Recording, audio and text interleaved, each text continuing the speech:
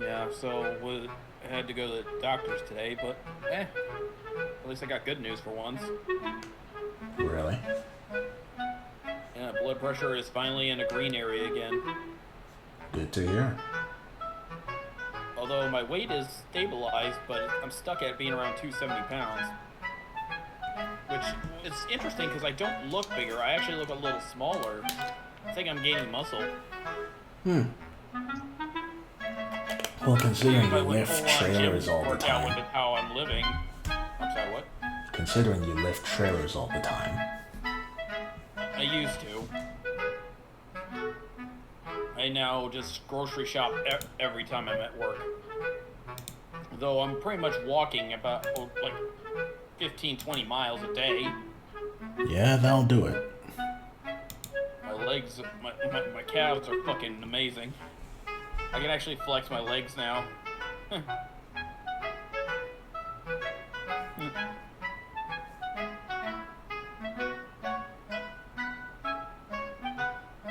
Oh, yeah, I've on a lighter note. I've also had this daydream I've been talking to Matt about because it involves his character.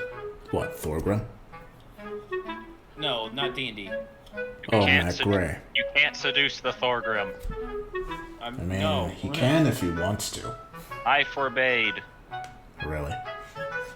I am surprised. I mean, I'm thought not that going you'd to be anyway. trying to. Here's the thing. I'm not going to seduce any of the party members. Not for lack of trying. I'm gonna make them uncomfortable and try to ship them, but I'm not gonna sleep with any of them. Then you are a coward. No. Hear me out. I'm not doing it. I'm not doing it because I'm afraid to. I'm doing it because it's more entertaining. What I was trying to say is that I'm home now. Well, home for the time being, like back family house and stuff, the apartment. So I'm using a different recording rig and whatnot. Well, it's not really different. It's more of the recording stuff I used to do before I got a computer. It's different. Don't like different. Hey, man. Help. Yo. Hey, Matt. But yeah, it's understandable because like this laptop is significantly weaker than my gaming, well, not just gaming computer, but computer in general. For example, OBS cannot record gameplay windows. That's a miracle. I managed to finagle it so it would record Google Chrome or instead. Google Chrome. Yes. Everyone loves the Google Chrome. Not everyone. Google Chrome. I find it annoying because it uses Edge. so much RAM like a Micro bitch. Edge. Hold on, rewind. Chaos use Microsoft Edge? Yes. You are weak. What? No, I'm smart. How? Whom the fuck uses Edge More anymore? RAM for more activities. Use Opera GX. That uses the least a bit of RAM and it's not Edge. Like, Opera uses so much less RAM. Hell, I can't even watch streams on YouTube using Google Chrome due to how much RAM that eats up of my laptops. Sounds like you're just a pussy.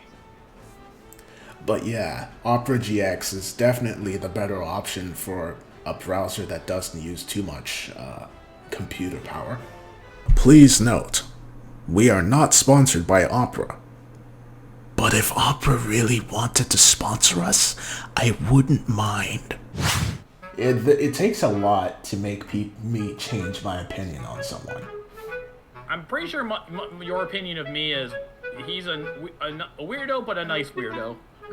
My opinion of you is that you're a nice guy, but you sometimes weird me out. Literally what I just said. A weirdo implies that you weird me out constantly. I need to step up my game. Mother of mercy, that wasn't a challenge. Look, I literally embody the ideals of chaos. Like, it's not just a name at this point for me. And no, it's not.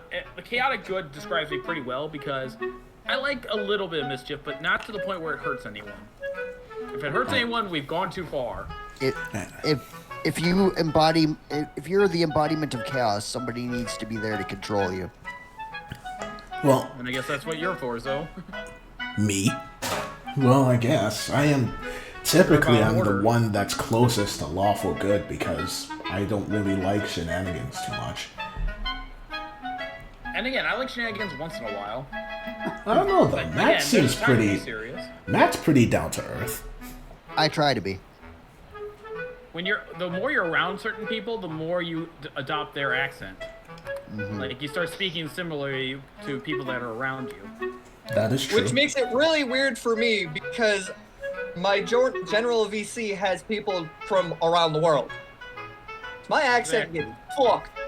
Here's the thing: it doesn't really work online. It has to work with people in real life. People are around you in real life.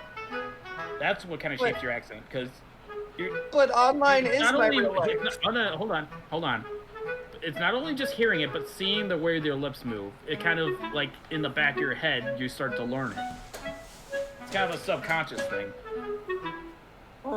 And again, that's why it's very hard to understand what accent you have yourself, because to you, it just sounds normal. Actually, to me, when I hear my own voice, it does not sound normal. Nobody's voice sounds normal to themselves. Part of the reason why I didn't include my voice in many of my earlier videos is because I hated how I sounded. People keep going like, "Hey, you should get into voice acting stuff and whatnot," and then I listen to my voice and I cringe into oblivion. Yeah. Zoj. Your recording voice is not your actual voice either. Yeah, What? it's a thing too.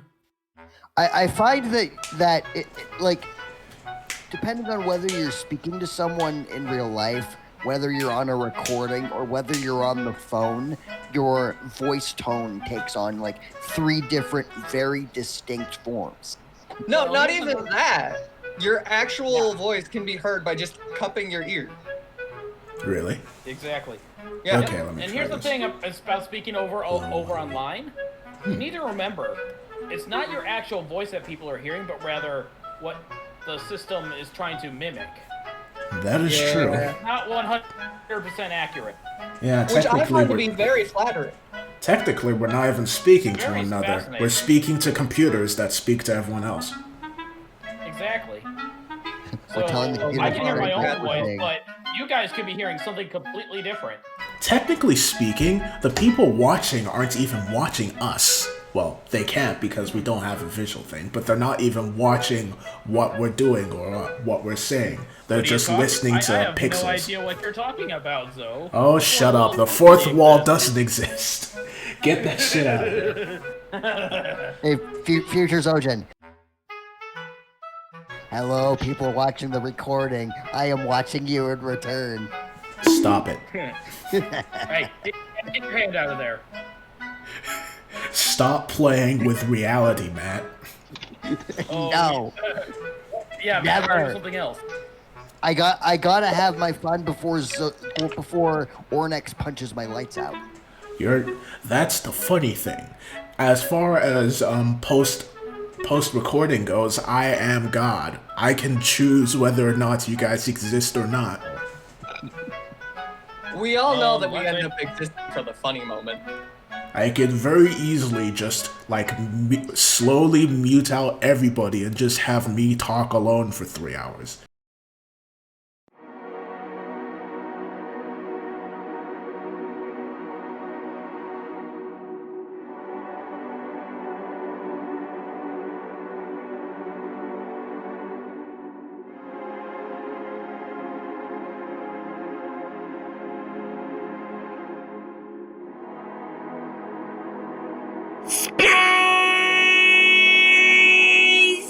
But that would be a very boring video, so I'm not gonna do that. Exactly. So you need us. It would also be really weird having you answer our questions despite us not being able to be heard asking them. What the fuck were we doing last time? Well, I was Thorgrim got baited into fighting Ornex. Was he really? Well, I guess he was baited.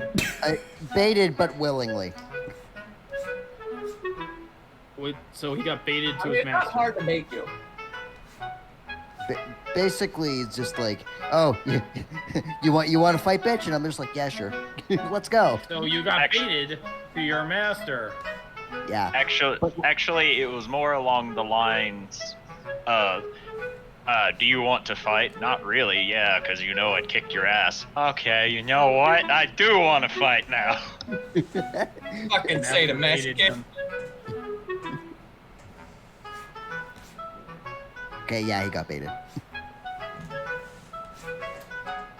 One could say you got master baited. You've made that joke twice now. I know. You didn't grow It's yet, even so- funnier the second time! I figure if I ignore them, then eventually they'll go away. Oh no. Ignore that, bitch. So, Okay. Pillsbury Doughboy is here and he's getting a little bit of hanky-panky. Alright, it's time for Thorgrim to get his face beaten in. Yep. Park, Let's go. are they taking my advice of going to the arena so we can all make money? I'm kicking my ass. Do you mind? I didn't hear you voice this, and I voiced it last session, but everyone was talking over me. That is not correct. yeah. Also, you didn't say it in character. Yeah, I did. That is not correct. You're also not near anybody. Yeah, I and you're wasn't even unconscious. going for it. You not are unconscious. unconscious drunk, so you can't say it's in character. He's not unconscious. He's just very shit-faced. If he wasn't unconscious, then why were people like, I'm not taking him home, etc., etc.? Because I didn't he's wanna deal with going to him. be unconscious. Because they didn't want to deal with drunk Tauntaun. Oh yeah, Probably Jordan's gets- not Okay, as someone who's been a designated driver, you need to understand. Just because they're not unconscious doesn't mean you don't have to deal with their bullshit. Yeah, fair enough. Once the music starts, we will officially start. Okay. Music play, you won't get away. Alright, so session has officially started. Anybody who wants to say something now. Something now. something. Alright, Tauntaun didn't voice to go to the fight pit, so you're doing it in the streets. Baited. Roll initiative, Thorgrim. Damn. Oh, well, there you go. That's probably the only good roll I'm gonna have, but whatever. Don't jinx yourself. Calm down, Jamal. Are you Roll kidding nine. me? He still got better. Did he also roll a natural 20? No, he rolled a 19. Oh, close enough. You see him crack his knuckles before reaching back, twirling the quarterstaff as he gets into a stance and goes, "Are you sure you want to stand this close?" You're gonna get close enough anyway. Might as well save you the trip. He shrugs to this and will unleash his flurry of attacks on you, taking 2 with his quarterstaff. And I need you to roll a Constitution saving throw. Yep. This is exactly how I expected this to go. Oh. Look at that. Right, so Might actually save. hold on, I have to do mental math.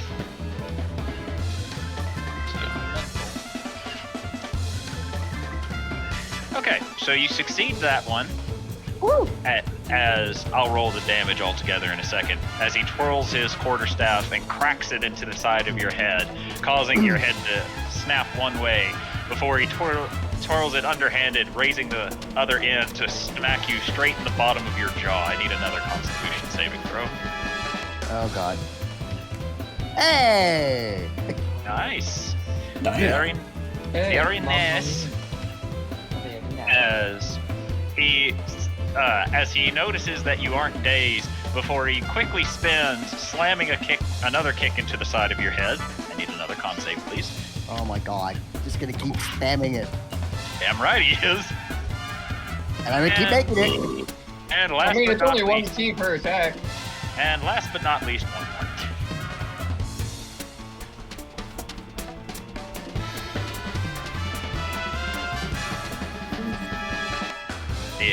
One more con save from you, my friend. Okay. There we go. That's probably not enough. That is not enough. Yeah, I didn't think so. All right.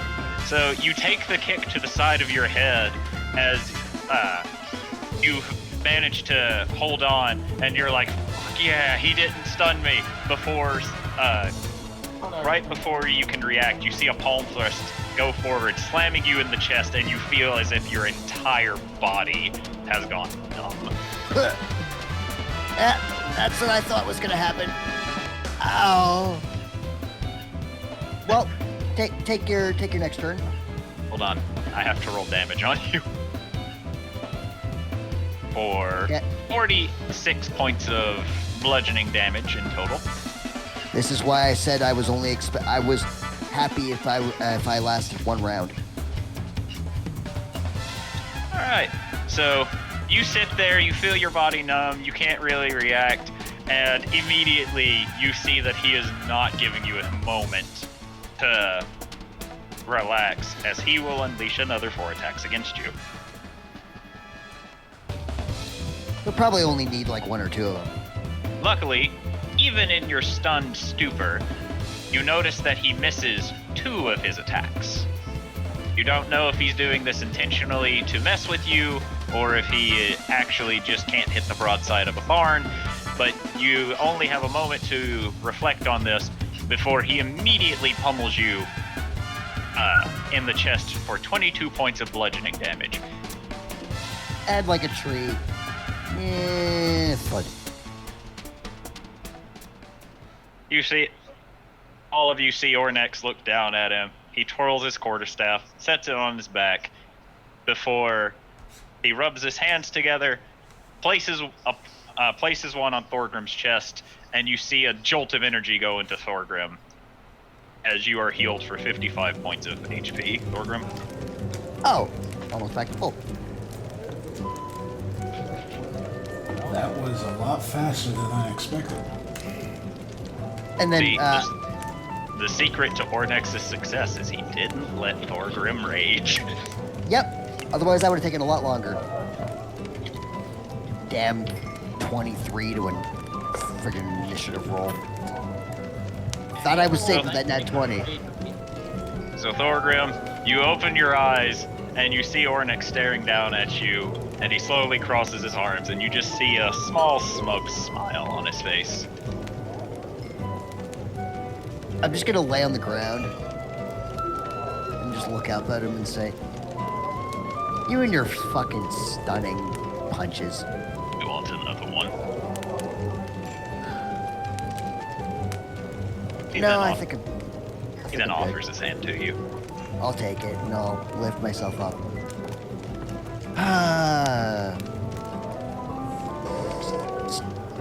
Still got a lot to learn. You're still way faster than me. True, but not a lot of people can match my speed. Well,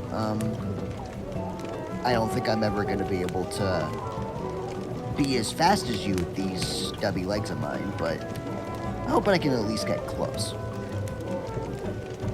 He chuckles a bit to this before saying, "I guess we'll have to wait and see."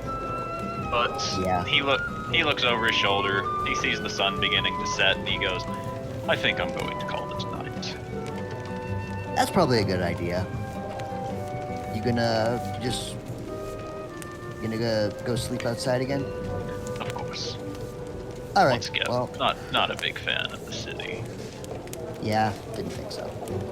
All right. Well, good night, Master. I will see you here tomorrow, I guess. Unless you have a job you have to go attend to. And with that, he begins walking away. All right. Okay. Bye. And he just sort of like waves. Yes, the 9 to 5 dwarf. And Thorgrim will just put his hands in his pockets and walk back to the inn. All right.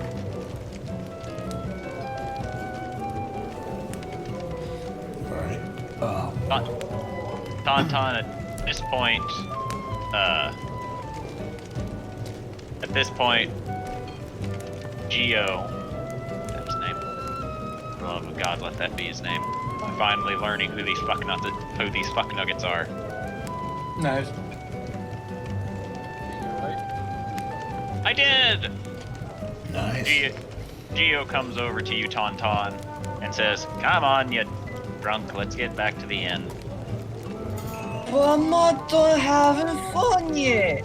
Don't care, he says, and he just tries to lift you, realizes you're not very strong, and just begins dragging you away. But the bar! The bar will be here tomorrow, But I want the bar now. and we'll drink in the room.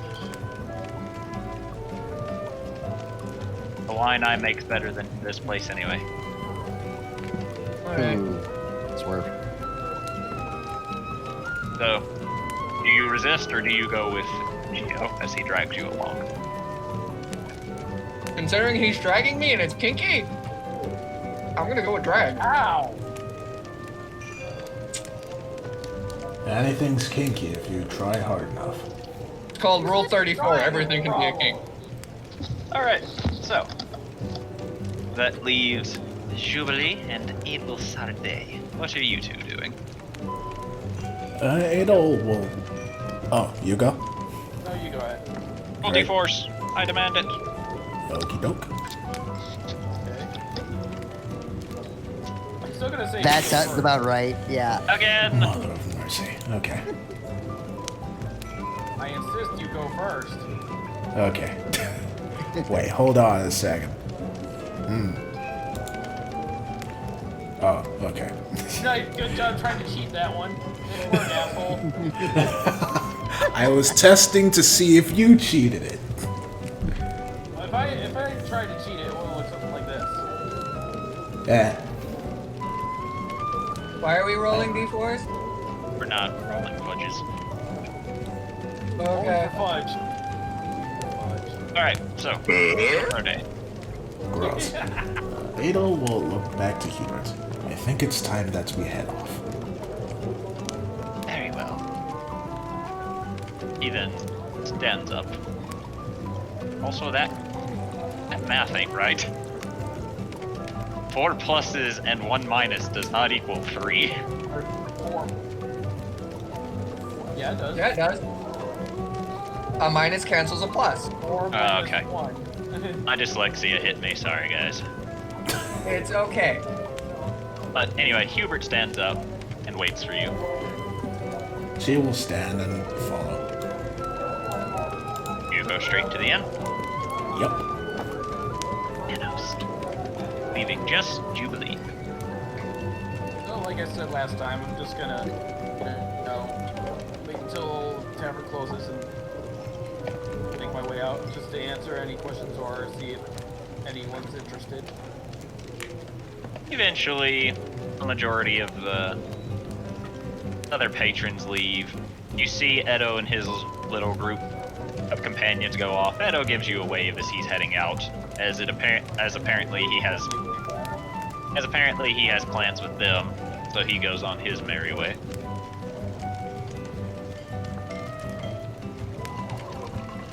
Cat will go off and do cat things. Yeah.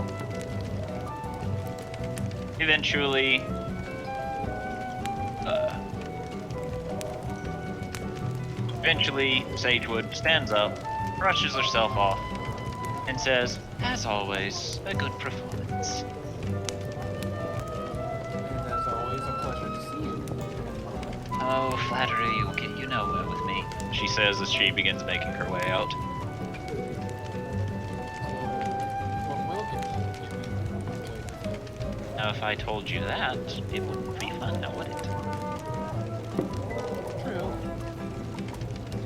Next time then. She then smiles and continues on her way out. And eventually, you are left in an empty bar as the barkeep is closing everything.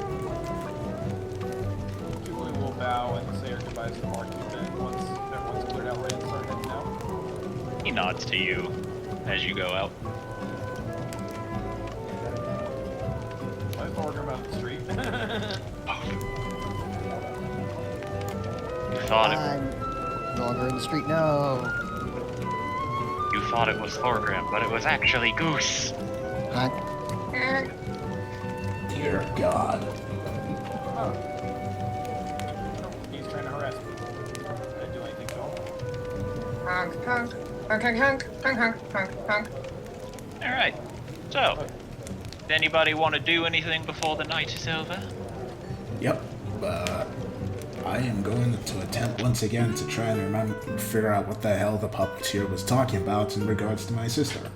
Roll a history. Okay.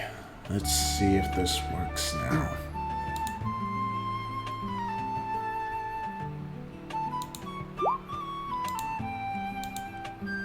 You You sit. must be joking. You sit and ponder for a while, but nothing seems to be coming up. You don't understand what he means. Fuck, I'm trying tomorrow morning. Anyone else? What are we doing? Thorgrim will walk to his room, and instead of just going straight to bed, he will sit on his bed and he will clutch the bear totem around his neck, and he will ruminate on thoughts of what he can do to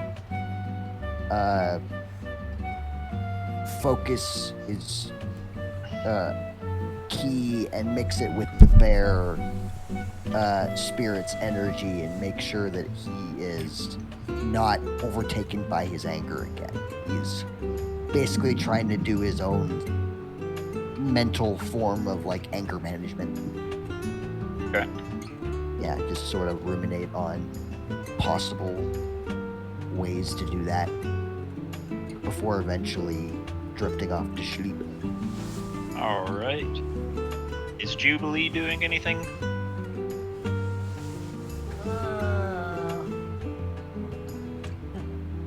Debating whether or not to just go back to the inn and sleep, or actually try to reward the boys. They've been good enough.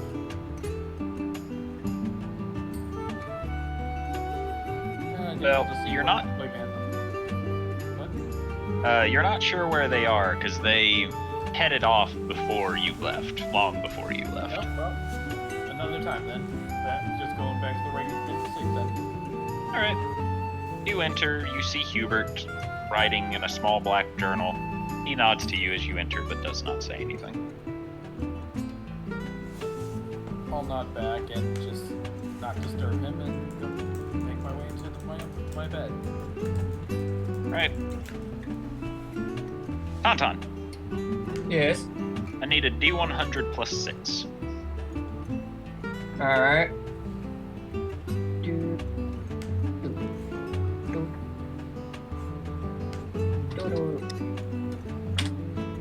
87. All right. Now I need to roll something.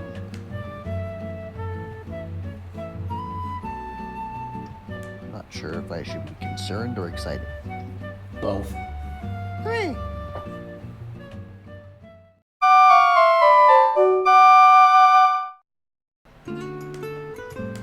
All right. I need Adel Sarday to tell me what she is doing. She's going to try again to remember because this is now really bothering her. All right. For the love of God, don't fucking fail me now, history. Don't fuck me, Gil. Ah, there we go. All right. As you sit there and you ponder, you begin getting fragmented memories. You see a drow woman before you, but as you keep trying to remember not only details about her, you've come to find out you don't even know her name, and all of a sudden you get a severe headache as you try to remember further and further details before you just eventually cannot focus on the situation, and you just lose the fragments that you had managed to bring up. She grimaces and sighs a little before getting up, preparing herself and then, heading down. You find Hubert at his usual seat, reading a book with coffee brewing. Hello, Hubert. Hello, my lady. How are you this morning? I have been better. What is the matter? Been trying to remember what exactly the puppeteer was talking about in regards to my sister. Though each time I've tried to remember it, it hasn't come up with anything. Most recent attempt left me with a headache. Should I get you medical herbs to help with that? No, thank you. I will be fine. Are you certain? I have plenty. Yes. If you have some, then I suppose I can take it with my coffee. He nods and he pulls out a medical kit before offering you the herbs and a cup of coffee. She will take both. I guess this is a sign that I'll have to focus on that at another time. I have to prepare myself for how the others will react to the news of the puppeteer. Well, I'm uncertain I am uncertain if he was actually bringing something up or merely trying to distract you. As he did not say a name, is the only issue that I have. Yes, and I have many sisters. It could be just the latter. But I am uncertain. As am I. I'll keep it in mind, but try not to let it bother me. He nods to this.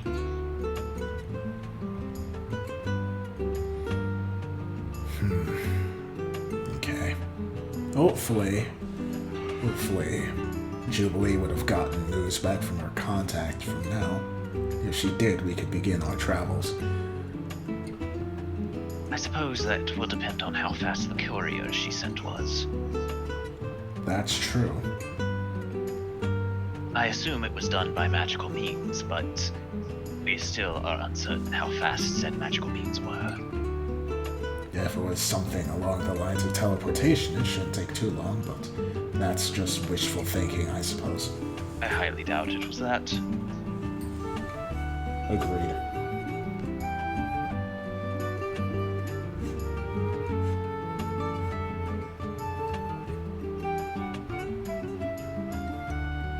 In any case, shall we wait for Jubilee and Thorgrim and Tauntaun to come down? I thought Tauntaun was staying at another inn. Honestly, I'm not sure what he is doing. Early this morning, I saw him rounding around in the streets. What? I don't believe he was sound of mind. Did he take more of his mushrooms again? I do believe he was just blackout drunk. Oh boy, am I waking up in prison? I attempted to go out and stop him, but I was not able to catch up with him in time. In fact, I have no idea where he ran off to. We should probably inform his caregivers then. Shall we do that post-haste, or shall we wait? Yes, it's probably a good idea to tell them as soon as possible. Very well. He then stands up and waits for you. She will stand up as well and follow. Alright. Jubilee, at this point you were beginning to wake up.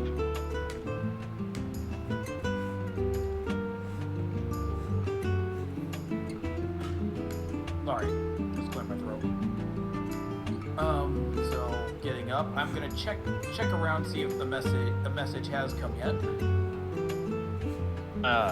You remember Edo told you that when the response would come to you, the dragon would come and find you, but you look to the window, you do not see the tiny little pseudo-dragon, so you assume that the message has not come yet. Right? Jubilee will prepare herself, and then join Needle Sarday and Hubert downstairs. By the time you come downstairs, you see Hubert and Adel Sarday making their way out the front door. You can very easily catch up with them if you want to. Alright. Hey guys, wait up! Hubert will stop and look back at you. He is currently holding the door open for Adel Sarday. Ada will also stop and look at you. Oh, hello, Jubilee. Hello, Adel Sarday. Hubert. Sorry if I slept in a little bit. Oh, no worries. We were going to tell Tauntaun's caregivers that Tauntaun is currently missing in action. Tauntaun's missing? Oh. I saw him running around in the streets very early morning. I was unable to stop him. Well, hopefully he ran into a guard around here rather than someone with a malevolent intent. Meanwhile, flashing back to Hubert trying to stop Tauntaun, looking out window, holding mug, sees Tauntaun sprinting down the streets. No, Tauntaun, come back. That's about what I figured. Yeah, that sounds about right. Well, I tried. Well, in any case, yeah, the message, my contact I haven't received a message yet, but if you guys ever see a small fake pseudo-dragon approaching me, that's probably the message, so let me know if I don't see it. I will keep that in mind. I will be curious how you do not see a cat-sized dragon flying at you. I don't know, maybe I'm distracted by something. I'm just saying that's how you'll know that's a message.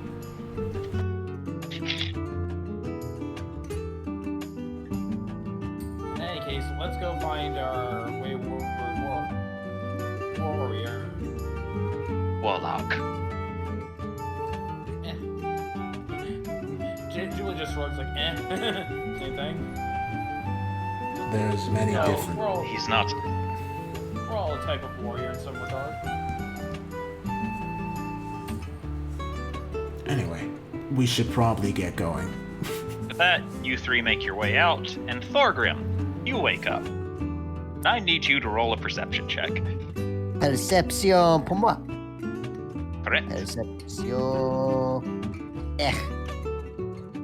Alright. Deny. Luckily for you, the only way you would have failed this is rolling a crit fail.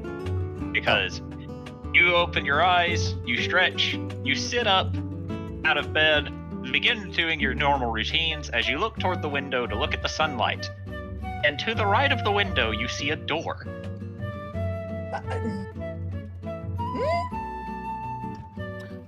Just a normal door, or is it like a shiny glowy door?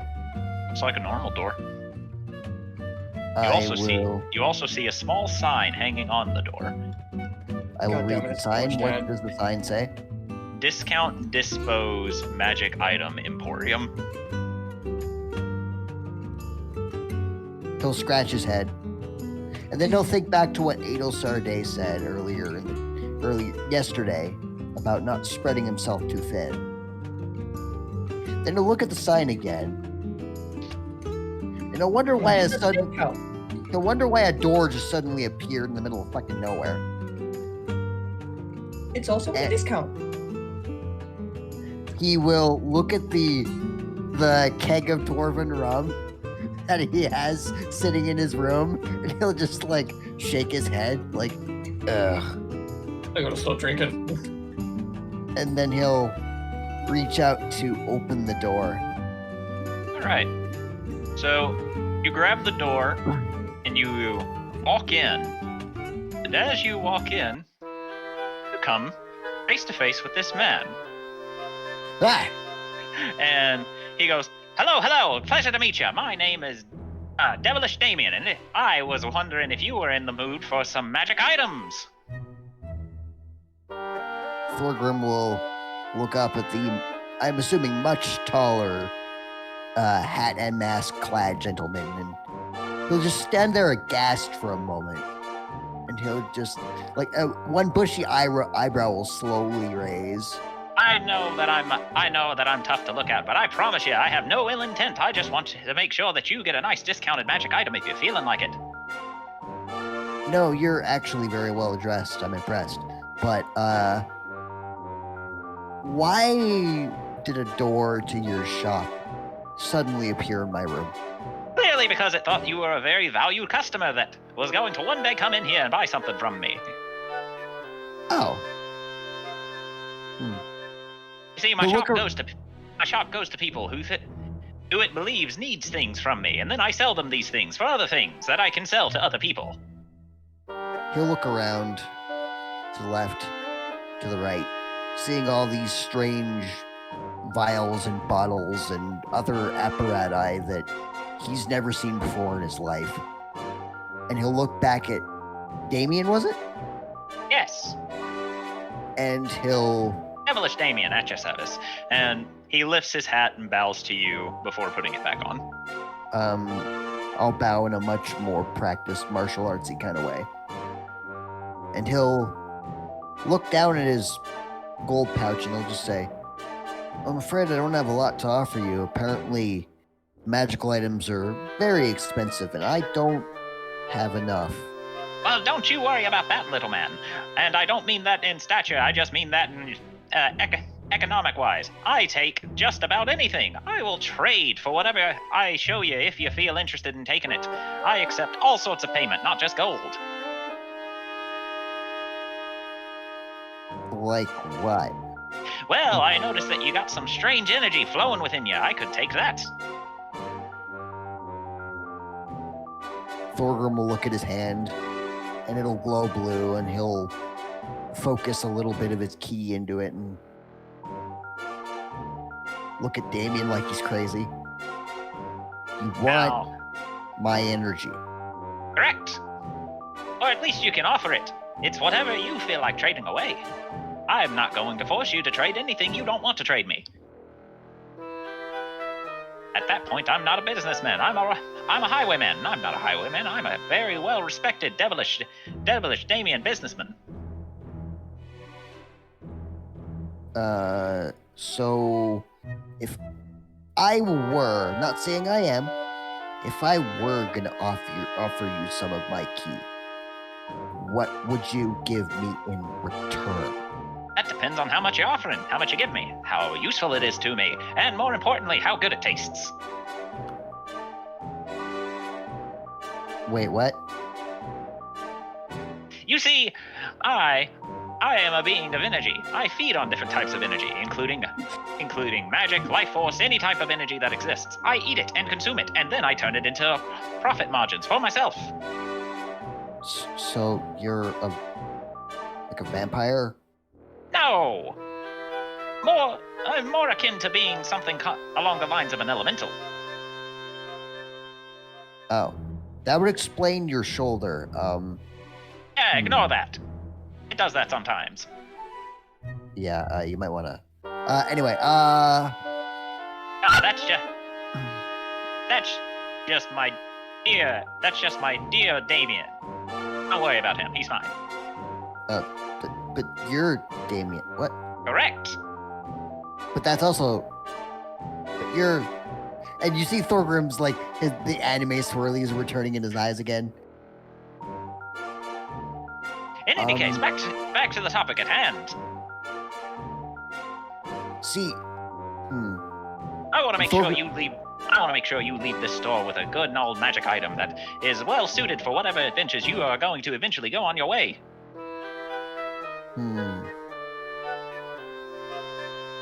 Thorgrim will stop to think for a moment, and he'll say, well, I did say that I wanted to protect my friends. And one of my friends told me that I shouldn't focus on too many things at once, that I should focus on what I'm good at. And what I'm good at is hitting things and making sure that I take the damage that my friends can't. They're a lot squishier than I am, you see. Well, I don't know nothing about taking the hits that they can't, but I can certainly give you something that'll make you hit harder. I'm interested. Go on. Well, once again, you gotta offer me something before I show you. Actually, you know what? Just for you. You should feel special. I don't normally do this. And you see his left hand reach upward, and you try to follow it, and you see it reach into what you can only call a black void, as you don't see a ceiling, before you hear as the hand comes back down with a case that seems to be held on by chains, and the case comes to a stop in front of you. And in the case, you see a blue glove, which looks like it would fit on your right hand, and a red glove that looks like it would fit on your left. And he goes, I could give you these. These will be wondrous things for your punching punch. Are you matrixing me? What do you mean? Nothing. I've never heard of that. But if I were to get my hands on it, would it be able to increase my profit margins? I don't know. Anyway, there's a blue glove and a red glove. Yes. Do I have to wear them both to be better at punchy punch? I don't know why you wouldn't wear them both. One's a right-hand glove and one's a left-handed glove. And are they different in any way? Yes, absolutely. How? Well, you see, they are a pair of gloves. If you're taking one, you gotta take the other. Otherwise, they would get separation anxiety, and they wouldn't work so well. But this one, he points to the blue glove, is a bit unnaturally cold. And whenever you hit something or touch something with it, it hurts them by freezing them slightly. This one, on the other hand, he points to the red one, is a bit more intense fire. It burns things that it hits, which is very useful whenever you want to burn something. Now, you can, of course, while wearing them, make sure that this doesn't happen to anybody you don't want it to happen to. I know people that I would not want to accidentally burn and or freeze. Of course! That's why the gloves will only do it when you want them to do it. Excellent. And how much would these cost? Well, first off, I gotta tell you the other trick that they can do, and he then opens the case, and you watch as he lifts up the blue glove, slides it onto his normal right hand, and then picks up the left glove, and you watch as his very clearly large left hand somehow fits into the glove as if it isn't deformed, and he goes, "You're gonna want to close your eyes." I will close my eyes. You then hear a loud clap as a rush of hot moisture goes across your face. You feel all of your hair frizz up a bit, and when you open your eyes, you see the room is filled with steam. So I can create a cloud of mist with these if I clap my hands together? Steam specifically, and luckily I protected you, because it can also knock people on their ass if they're too close to you. I like that. I Again. thought you would. Daryl, can you turn on the fan for me? And you suddenly hear as all of the steam gets sucked out of the room, and it's like, "Thank you, Daryl!" And then the fan cuts off immediately. So, how much? Well, once again, and you see him take off both gloves, set them back in the case very neatly, and shut the case. You gotta offer something to me first. Once again, this is a bartering system. Well, you did say you wanted my key, correct? I did say that. Well, it just so happens that thanks to a certain item on my person, I have a little extra. How about I offer you that extra? That's a very small amount. How about two? He raises up his hand. You give me 2/3 of the key within ya. Will this be a permanent transaction? Of course not. Well, I can make it permanent. I would rather you didn't. Tell you what, since I know that it's so easy for you to get that key back, if you give me 3, I'll make sure that you don't suffer any ill effects. Ill effects? Yeah. See, I had a person come in here last time, and he bartered away a lot of his magic, and he isn't getting that back until the end of the week. Okay. So, How long? How long will it take for my key to return? well, that's the thing about it. You're a little bit special. I know that so long as you can sit down and relax a little while, you'll get your key right back, which is why I want all of the key you got in you currently. Okay, so if I go without key for the day, then you will give me the gloves. Program, roll an intelligence check real quick. Herder. Time for intelligence time. Herder. Oh, that's actually not too bad. You remember that you get your key back on a short rest. Oh, so 10 minutes. Okay. Well, technically short rests are an hour, but yeah. Oh, well, okay. No It big deal. varies. It varies from DM to DM. Okay, so Thorgrim will nod, cross his arms together, and just go, deal. And he'll hold out his hand. Very good. I appreciate it. And he grabs your hand, and immediately you feel it feels like your heart sinks as you feel all of your key get pulled out of you, and you see him shake his hand, and it's like, I appreciate it. Here's your key, and he offers you a key it'll help you open the case. You gave me a key for my key. No, I gave you a That's key funny. for the case. That's funny. That is kind of comical. Daryl, write that down in the joke book. I will. You also use do the not key to open the see. case. You also do not see who he is talking to. Yeah, probably just someone off screen. I will unlock the case with the key and retrieve the gloves. All right. As you put the key in, you watch as it shimmers away into dust before the case opens for you. Cool. And I will scoop up the gloves, and I will put the gloves on the correct hands. Now, fair warning to you, you can only do that steam trick twice a day, and I did it once to show you that it could happen. But it'll come back to you at the beginning of the next dawn, I promise you. Awesome. That is good enough for me. Thank you. I appreciate it. Good. I'm glad you like it. I'm glad that I could have been of service to you, sir. And I hope that you will tell your friends of Devilish Damien's Discount Item Emporium. I will try to remember that name, and I will try to spread the word of your shop to whomever can see the very strange door that appeared in my room. Here's my card. He then offers you a red card. I will take it. Not a green card? You see black writing on it. However, unless you can speak or read Infernal, you do not understand what it says. He flips it upside down. He reads it. He tries to read it. And he's just like, "Do you have one in like the common language?" No. Oh. Sure, and he'll put it in his pocket.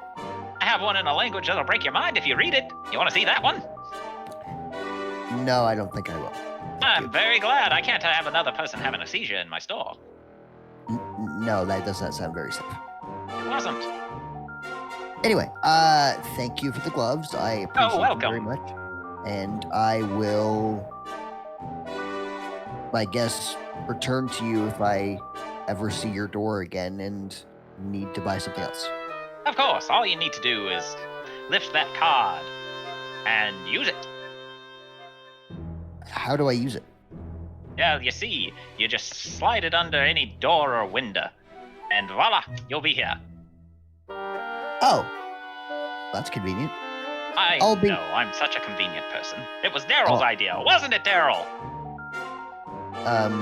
Thorgrim has no idea where Daryl is, but he'll shout off into seemingly nothing. Just say, "Thank you, Daryl."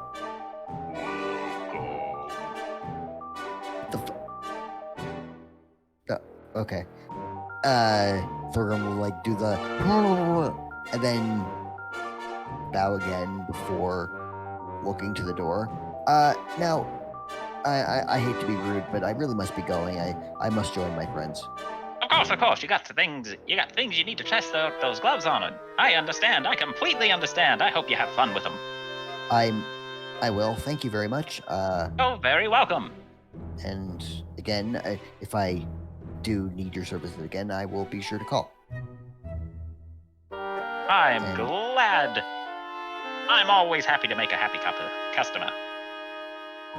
And Thorgrim will exit the Devilish Dan's Discount Emporium of cool Devilish things. discos. Devilish dispos, thank you. Devilish Dispose. Yes. I see. Okay, so real quick, before I tell you where you end up, you have Okay. the gloves of the moon and sun. Ooh. Whenever you make an unarmed strike with the glove of the moon, which is the blue one, you will deal an additional 2 cold damage per attack. Okay.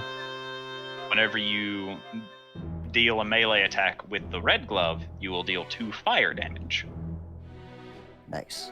And you can use your action to clap them together, and it will cause the steam cloud to come up, where any creature within 10 feet of you must succeed a DC 13 dexterity saving throw or be knocked prone. Okay, so Glove of the Moon, plus 2 cold damage, Glove of the Sun. Sorry, I write very slowly. That's fine. Fire damage. On Wee wee. hits. Fwee fwee. More fwee fwee. Squad fwee fwee. Patar fwee fwee. Go over the last thing, please. You can clap your hands together. You can do this 2 times a day. And when you do, a cloud of steam radiates in a 10-foot cube around you, and all creatures within the cube must make a DC 13 dexterity saving throw or be knocked prone.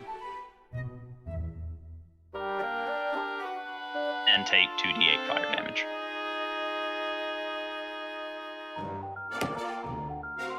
Uh, 10-foot cube. And you all foes. Okay, let's see. 13 dex save or be prone. Is the 2d8 fire damage halved on a successful save? Yes. I see. Take 2d fire damage.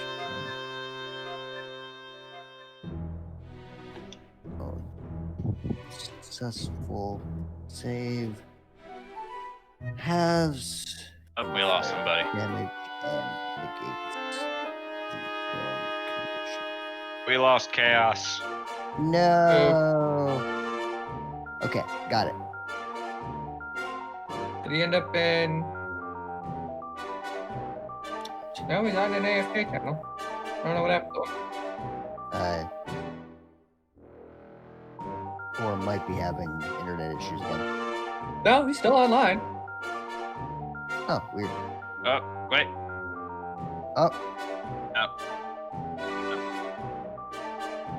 Oh, he's fixing something. Okay. Mm. oh, gotcha.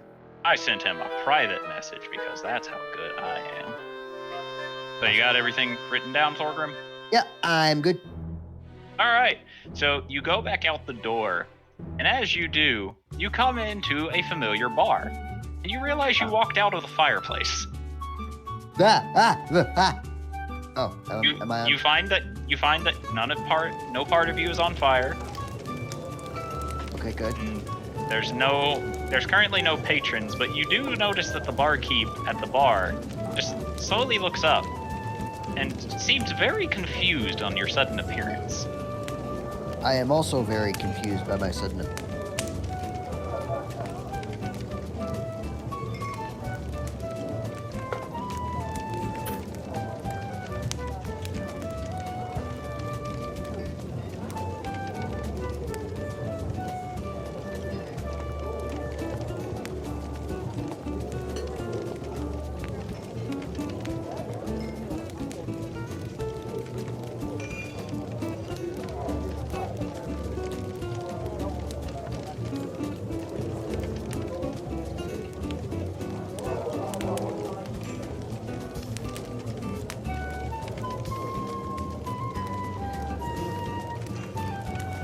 You guys. Hello again. Why'd you leave us? Oof. That's not allowed. Sounds like a you problem. Internet. Alright. But the barkeep just continues staring at you before going back to cleaning. While I'm at it, I'll try and smooth things over with the bartender by ordering a beer and sitting at my usual table. Alright, you can move your token right quick before I switch Oh. maps. Where is token? It's by the let's see. fireplace. Alright, so, Tauntaun, it's time for you. Why? Where the fuck am I waking up? You wake up in a very lush bed. You feel around and you feel silken sheets. You're not sure where you are. Who the hell did I fuck? And or cock. Self, apparently. All of them. And then Boy. you hear the door open and you hear a very familiar voice go, "Ah, you're awake." And you look over and it was the man who worked at Aiken's apothecary. Eh. Oh my goodness. Two Huh. things. One, why am I here? Two, probably the most important. Did we fuck? You came to my apothecary and said very numerous things to me. And yes, we did. Alright. You confessed your love to me, which I found to be very odd considering we had just met. This is probably not the weirdest thing that I've done.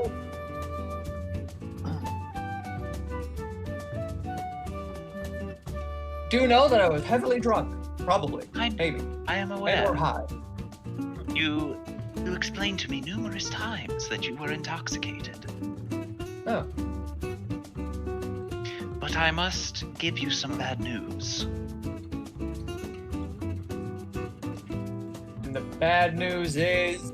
I am not ready for a serious relationship right now. Oh, thanks to fucking gods. What? Am I wearing pants? No. You have no clothes on whatsoever. The only thing covering you are the sheets. Hmm.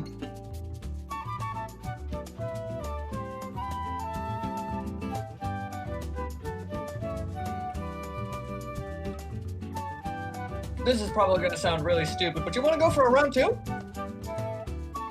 Roll persuasion. To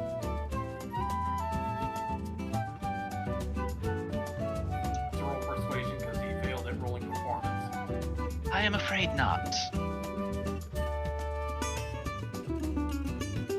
As much fun as I believe it would be, I do have a job that I have to attend to. More importantly, I do have to work on trying to figure out how to make your mushrooms grow. Oh yeah. How's that going? I have found the right conditions to make them grow, and I am going to attempt to cultivate them soon. If you would like to take the sheets and use them as a toga to go on your way, I shall allow it. I am not sure what you did with your clothes on the way here.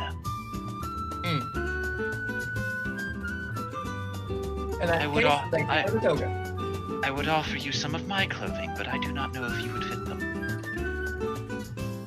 What size is Aiken? Well, this is not Aiken, this is just a guy, and he's about 6'6" or 5'6". Changeling powers, go! As you shift into something of a similar body build as him, he watches you with a very blank face and goes, "Well, that was a rather odd ability. But now I think you could fit some of my clothing." And then he pulls you out just a pair of pants and a standard shirt and offers them to you. Thank you. I don't have your name. You never asked. Can I have your name? Albert, Pleasure to meet you, Albert. we met previously. This is our second encounter. I feel like this is technically the third. I suppose that could be one way to view it. Anywho, thank you for the clothes, Albert. You are welcome. Tauntaun's gonna get dressed and try and find the exit. He very easily leads you out, and after you walk out of his house, he turns and locks the door and says, "Have a nice day," and then we'll walk down the street, presumably toward his shop. Now, where the fuck am I? You don't know where you are, but you believe that he is going toward his shop, which you think you may be able to find your way back from there. Hold on, wait. Yeah, I'll just follow him, Okay. rather than getting lost in the city. Alright. So, as It'lesar Day and Jubilee wander toward the inn that the boy band takes up residence, you all see a man walking along past the inn and an identical man right behind him. The fuck? I guess they're twins. I suppose so. Wait, hold on. Was this Tauntaun and the other dude? Yes. Tauntaun's gonna turn to them. Hey guys! I don't believe we... Sorry, do we know you? Yes? Did you not forget the whole changing appearance thing? I mean, well, that's true. It's sort of... I don't think that It'lesar Day would immediately assume that's him. At this point, if he's familiar with us, we just assume. I mean, he's also wearing the sunglasses. Is he? He was naked. The sunglasses never. The sunglasses never come off. George, is he The wearing the sunglasses sunglasses? stay on during sex. You know what, Tauntaun? Roll a sleight of hand. We'll see. Sleight of hand? Yeah. Who the fuck stole his clothes? Really wish I had advantage. Yeah, you still have your sunglasses. Oh, thank God. Okay, I guess if he has the sunglasses, then Nadal will recognize him. Oh, Tauntaun. I like to think that Tauntaun says that without the sunglasses. He puts them on. Oh, Tauntaun. A changeling? Tauntaun the changeling? Who is this random stranger? Puts on sunglasses. A random stranger with sunglasses? Dear God. We were just about to tell your caregivers that you have gone missing. Retainers. I didn't go missing, I got fucked. There's a difference. Wait, hold on. Albert, who was on top? But whenever you look to ask this, he's already gone. He didn't stop to socialize. God damn it. How about? I don't think your boys are going to be very happy about this. Both for you running off and getting late without. Honestly, this isn't the first time this has happened. And you should really be better about yourself, Tauntaun. I'm a whore. I don't need to be better. Adel just stares at him blankly at this before looking to the others. Well, we found him. I suppose we should return to the bar. Tauntaun, when you're ready, you can meet us there. I mean, I'm ready now. Are you sure? Although being this shirt's gonna take some getting used to. Don't you have spare clothing in the inn? Oh yeah, I do have extra clothing at the end. I don't feel like I should have been the one to remind you of this. But these are comfy. If you say so. By the way, Obi, Albert's not getting these back. I mean, he didn't tell you to give them back, so... Perfect. Well, It'lesar Day will, turn around and start heading off. Hubert, let's go. Jubilee we should probably go to. Hubert will follow. Oh, those poor boys. Oh, wait, we're going? Okay. Do you wish to stay? No.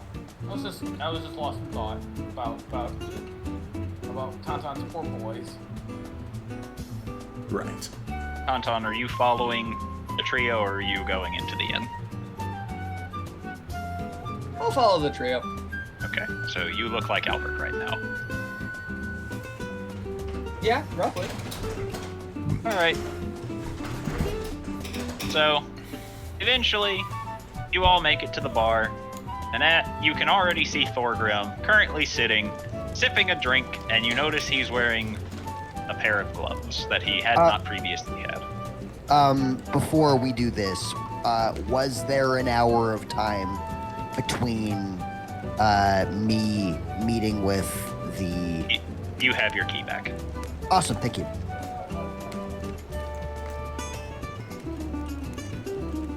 Upon seeing the rest of the group, Thorgrim will wave them over. Hello, Thorgrim. I guess we're upgrading to an insight table now. The rest of the group and a random. You're wearing sunglasses. you, You'd probably be spotted. I need to do something for Tonton real quick. I'm gonna change his token briefly. No. I'm going to add something to his token so that we know that he isn't himself right now. Ninja. Are you gonna have like a funny goggles and nose thing? Groucho Marx glasses. But yeah, Thorgrim, you see Adelsar Day, Jubilee, and Hubert come along and they sit down, and then you just see a random guy sit down at the table with him. With sunglasses. What's with the... That's Tauntaun. Tauntaun's in different form today. Why? We are uncertain, but we did not question it. Well, I mean, Yeah. my clothes are lost somewhere in the city. The guy I fucked was nice enough to give me clothes once I became his size. Well, there's your answer. Thorgrim's just gonna sip his drink and just eye Tauntaun. Concerned Edelsar Day immediately went to a different part of the table. It was more to be within Hubert's aura, but also, yeah, she does. were already She's in like, not enough to deal with this early in the morning. Thought. Hubert, I was only barely in the aura of protection. I needed to feel better. Basically. I need to be paper. And away from that. You were comfort your wife. Anyways. So, what's on the agenda today then? Much. I'm still waiting on my contact to get back to me with my information. Before that, I still need to tell you about what I was thinking. Well, about the important thing. Well, But Right. before that, what she about- looks to Jubilee. Before we get to that, Jubilee, when do you think your contact will be in contact with you? Hard to say. Again, Edo helped me out with this, but don't know if you specified a time. It just depends on the amount of information, time they have to relay the information without being noticed. I think time is of the essence and that we should start the traveling that I suggested before. Do you think that your source will be able to find you if you leave the city? Well, they said the pseudo would find me, so I'm guessing yes. Perfect. Then this works. If we have nothing else to do, then we should start beginning our travels to find out more about the cults and perhaps what they have done in other countries. Maybe I'll finally get to use this other thing I've been working on. What other thing? Well, I made sure to prepare a new magic that I was studying in case we're on the road and we have nowhere to bed down for the night. Again, Interesting. comfortably. That'll be of use, I am sure. Problem is, we might have to scrunch up a bit together. It's not a very big area, mind you, but it's enough to, keep us comfortable when we sleep, even in snowy Noted. conditions. So what I'm hearing is cuddle time.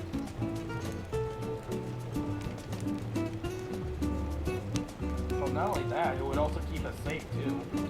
Can somebody fill me in? What travels? I spoke of this before. where I suggested that at some point we go to the other countries to see what the cults did in those areas. I wasn't aware we were doing this now. Would you rather do it some other time? No, I just would prefer more warnings so I could be more prepared for a journey. But honestly, it's the first I'm hearing too that we're gonna do it immediately. I honestly thought we were gonna wait for my message. I was thinking that time is of the essence. We cannot forget that the cults could strike at any time. I suppose that links back to the important thing that I need to tell you all about. She, takes a deep breath. Hubert and I ran into the puppeteer again.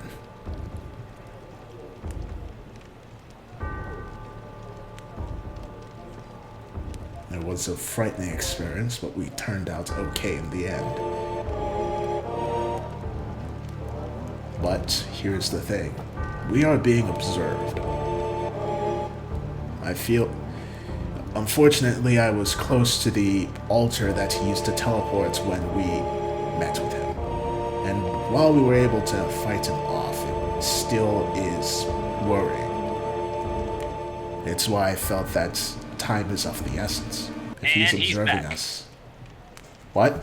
Well, we were You able left. to fight him off, and then you left. Are you kidding me? I have been talking this whole time. Bruh. And he was observing us. He said things that clearly show that he's watching us. And while we were able to fight him off, it was definitely a difficult experience. Thorgrim will look over his shoulder, glare, and then just sort of flip off the air. As you do, you just hear. Sorry, that wasn't for you.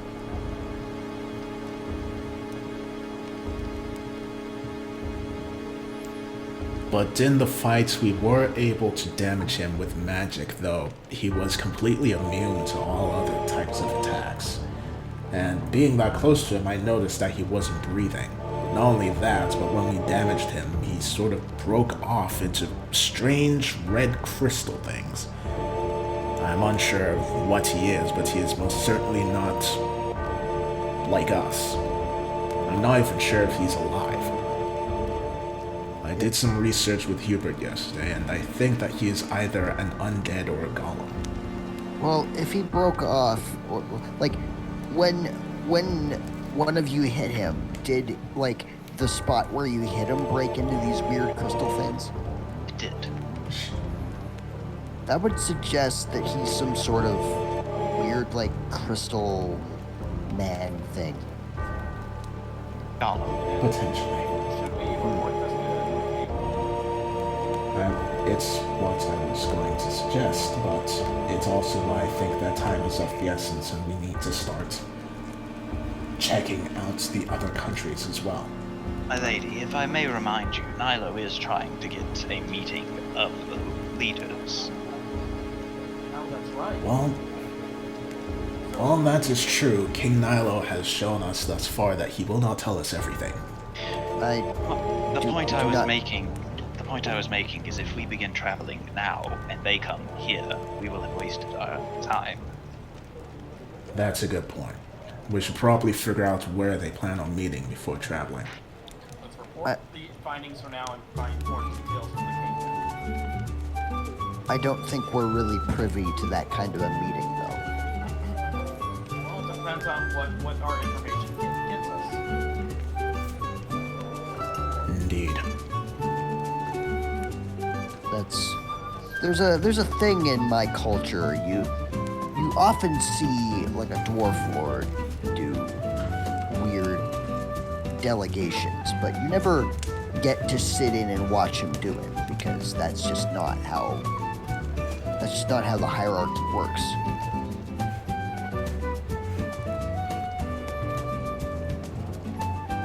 Not sure what it's like in your lands, but I don't think we're going to be as welcomed, even though we are apparently allies to King Nilo.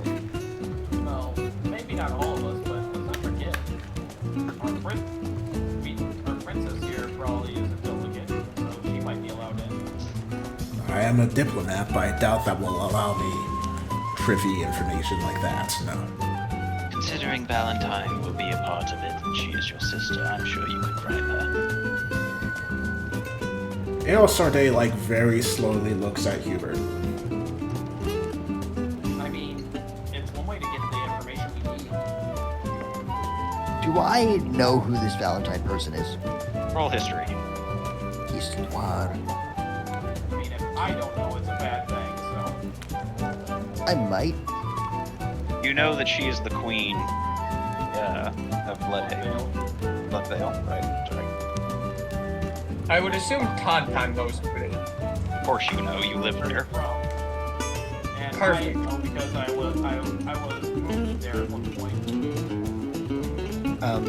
Thorgrim will look at Ailsarday, kind of eyes going up and down, and then just very to the point goes, Valentine's your fucking sister? I was hoping not to talk about that until later, but yes, she is my sister. What do you know? I'm sorry, my lady, I was unaware of this. It's fine, I should have specified with you.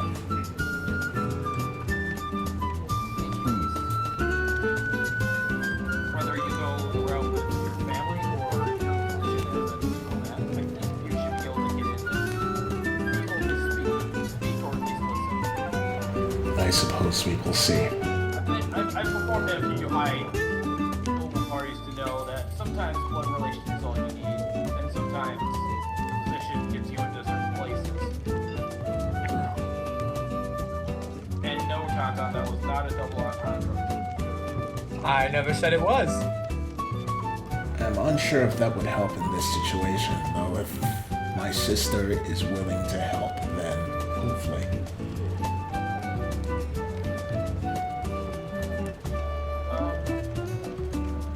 Yeah, am I allowed to do a history check to know the relations between the Twilight Kingdom and Bloodvale as, like, you know, allegiances, or at least how friendly the leaders are?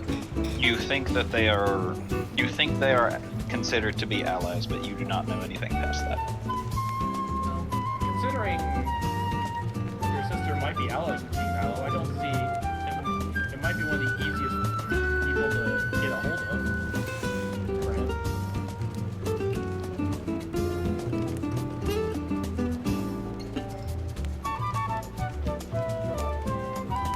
I mean, do you have a problem with your sister? Of course not. It's just that we haven't spoken before. Well, not in a very long time. Then maybe she'll be very happy to hear from you. And if not, well, we're here on business anyway. You have an out.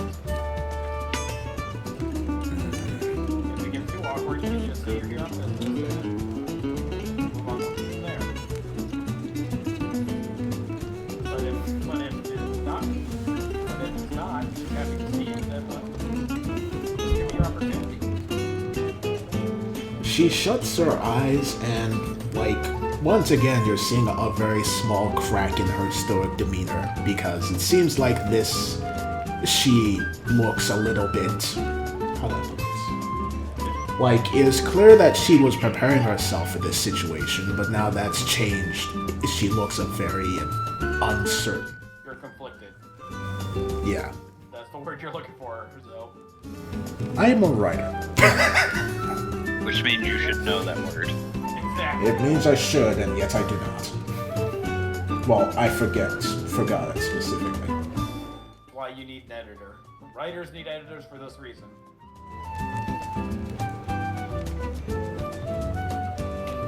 That'd be rhythmic.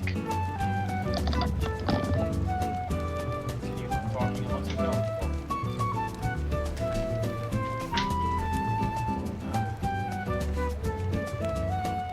I mean, I know I'm not one to speak when it comes to family relations, but if you don't know what your sister's feeling, then what's the point in trying to avoid it? It is not that I am trying to avoid it, it is just that to approach someone that you have not seen in a long time for something like this would probably be difficult. From what I know of my sister, I doubt it would be simple.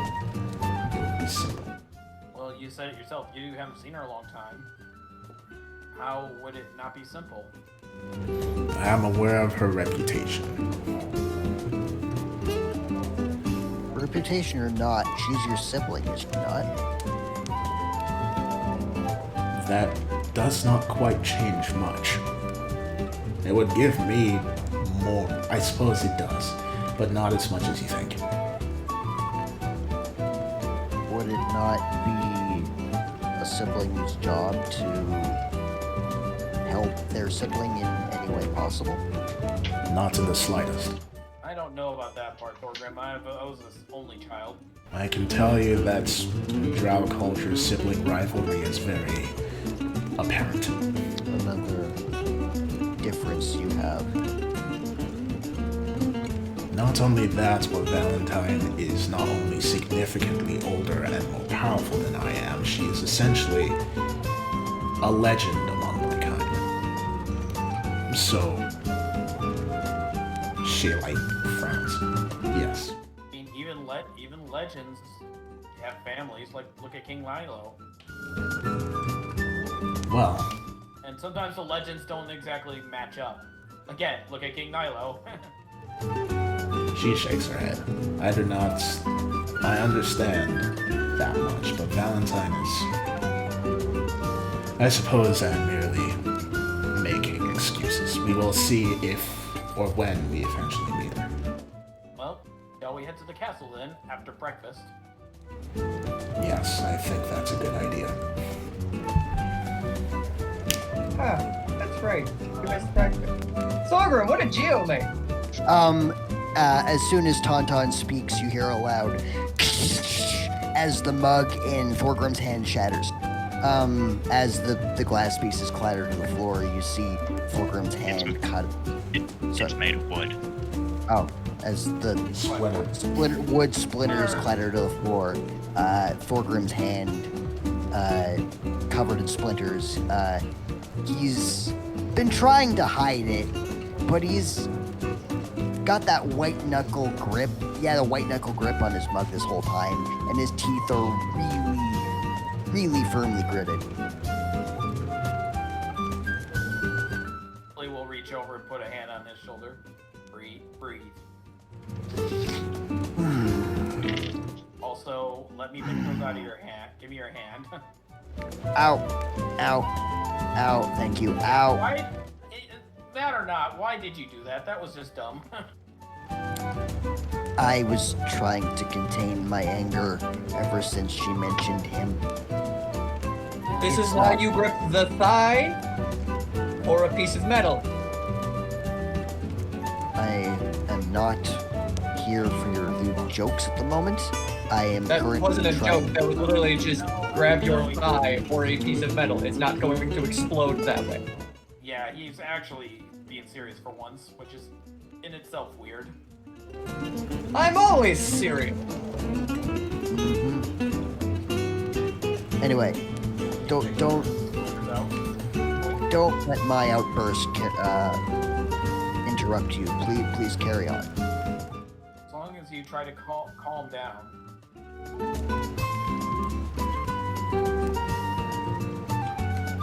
I think we are done here for the time being. I guess.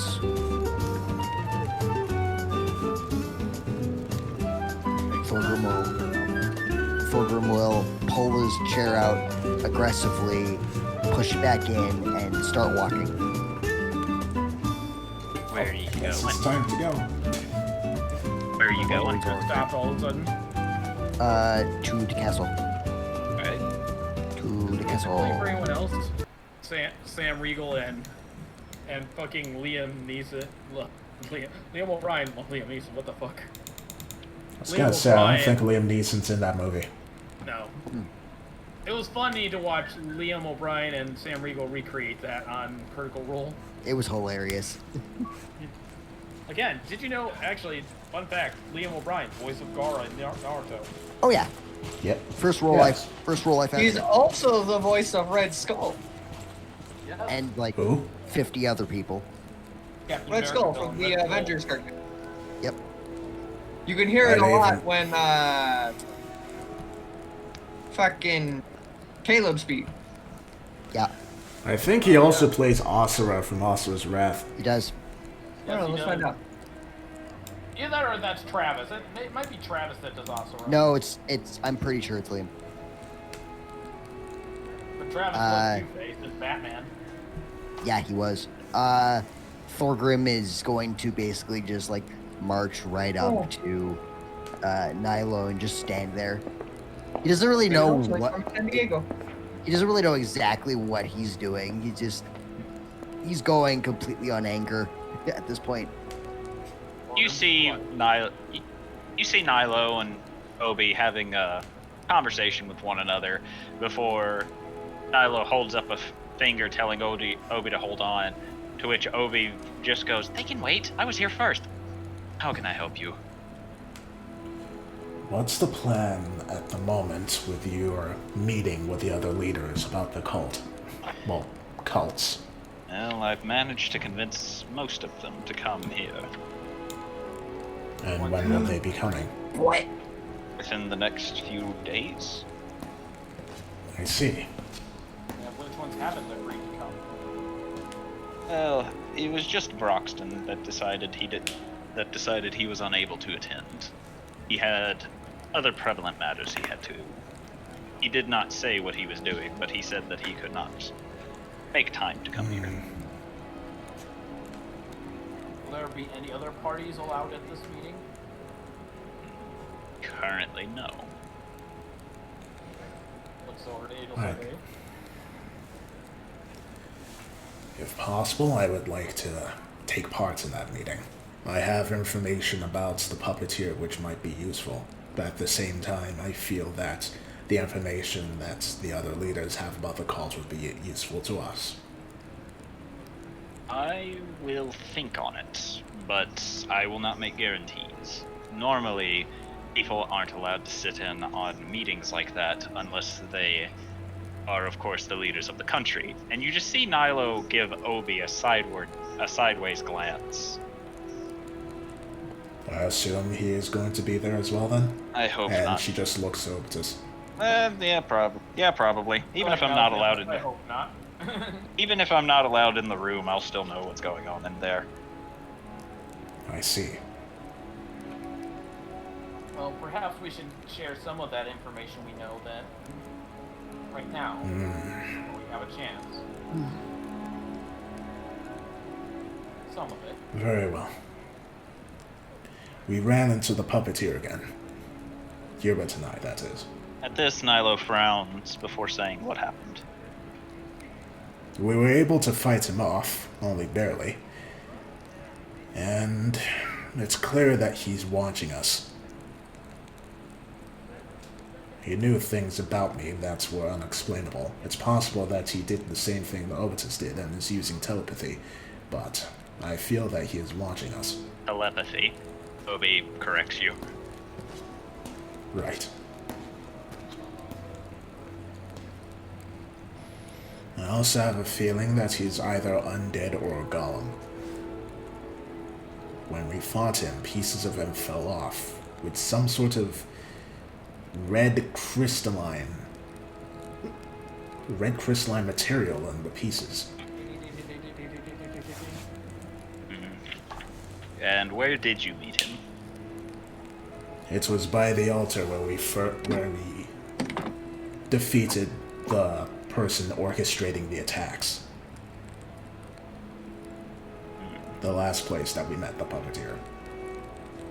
He nods to this before you see he and Obi look together, or look at one another. Obi nods before Nyla looks back to you all and says, "Thank you for telling me this."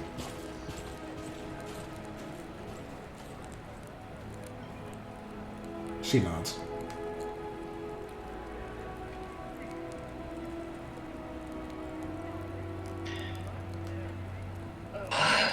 I'm glad you gave me this information.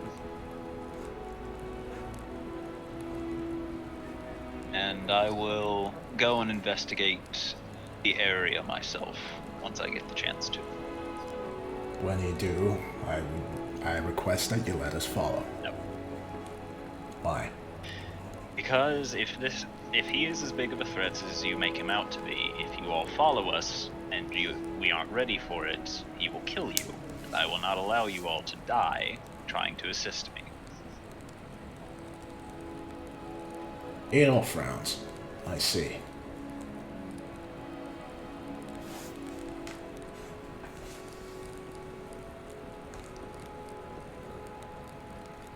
Do an insight check. 'Cause I Okay. want to see why is he withholding this? How much information is he really withholding? That's a nat 20. I mean, I don't fully understand what you're trying to incite off of I'm them. trying to discern like what part of what she told him set off his reaction. You can't really gauge it, but you feel that it's just because he worries about other people and doesn't want anybody to die. And Nilo, if I may, I understand that this threat might be pretty severe, but it would probably help us to know what this threat could even be. If there's something is there something you're not telling us? No, not currently. And I don't actually know if there's something I'm not telling you, which is why I need to go and investigate the area myself. Let's see.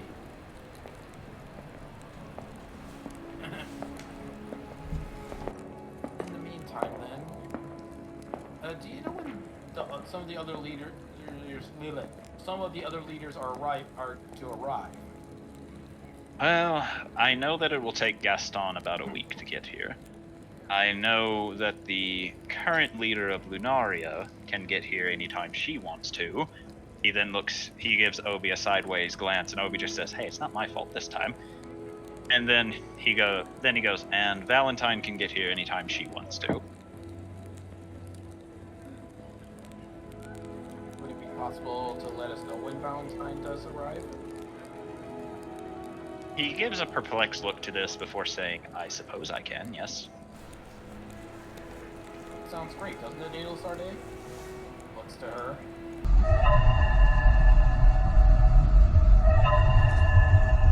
At this, she actually looks pretty like you have seen her quote unquote angry. But at this, she actively looks angry. Yes, I suppose it is. No red eyes or anything, but she does look actively upset. Looks to the king. I might be in danger, sir.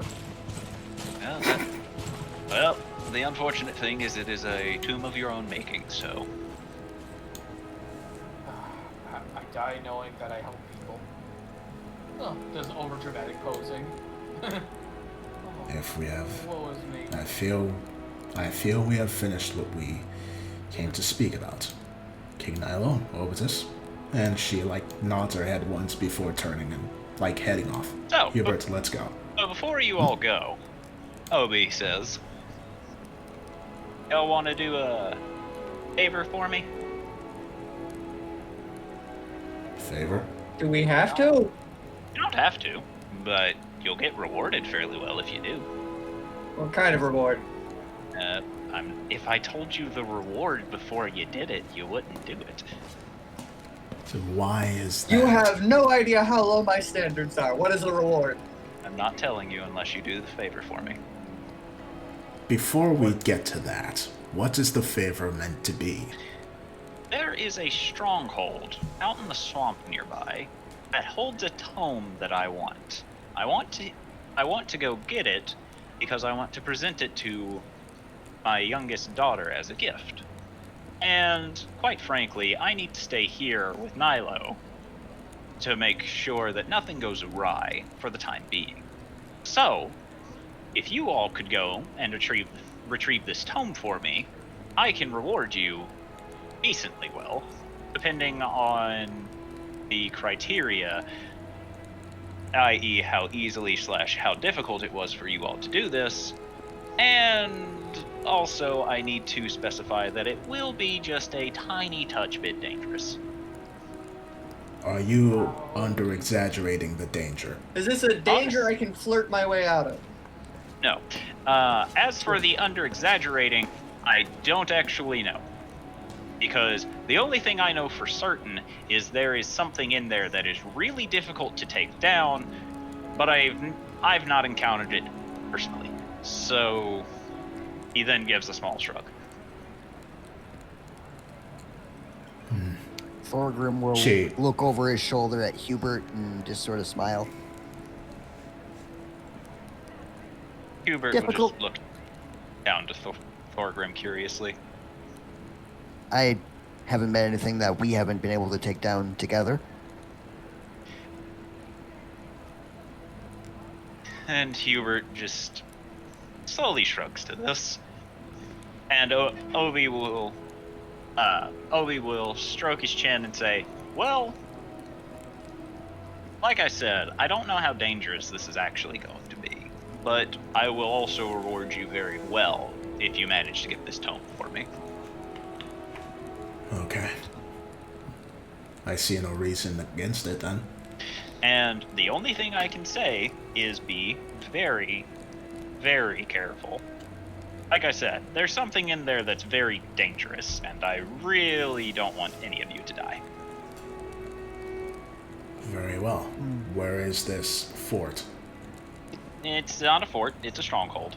And he pulls out a small map of the swamp and holds it out to you. And the door is hidden under the water. So it's not going to be something that you're going to be able to see very easily. Oh. Oh no. Oh no. Okay, this is gonna be an adventure. Oh. If you could be so kind as to go and retrieve the little tome that's in the stronghold for me, I would very much appreciate it. Very well. How good are y'all swimming? I can swim. Not the strongest. Great.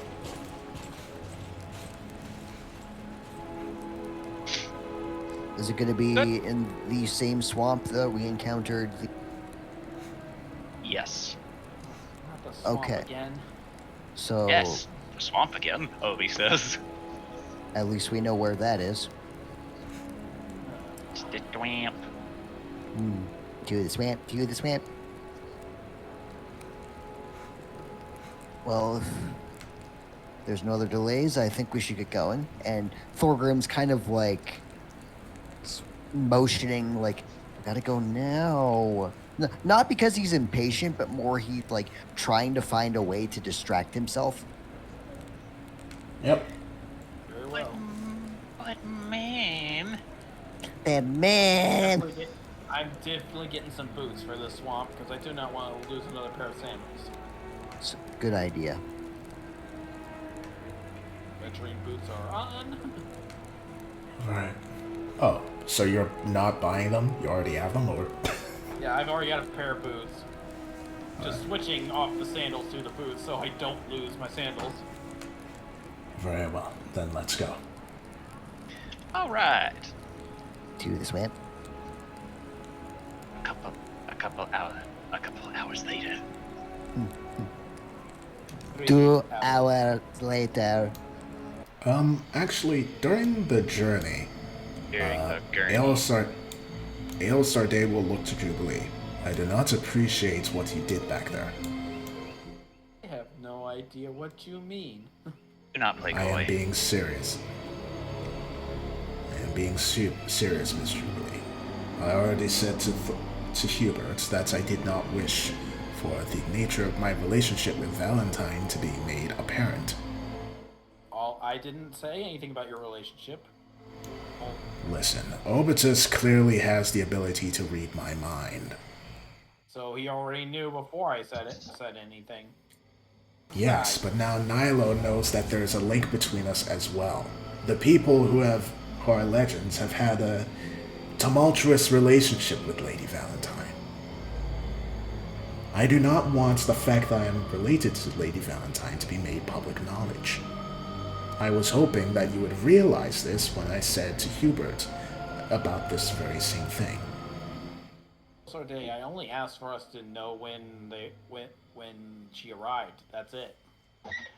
Yes, and made sure that it was apparent that this was of interest to me for some reason. You're a noble. You wanted to get to know the nobles of this land. She just shakes her head. Whatever your reasoning, be it a joke or otherwise, I do not appreciate that. Please refrain from doing that again.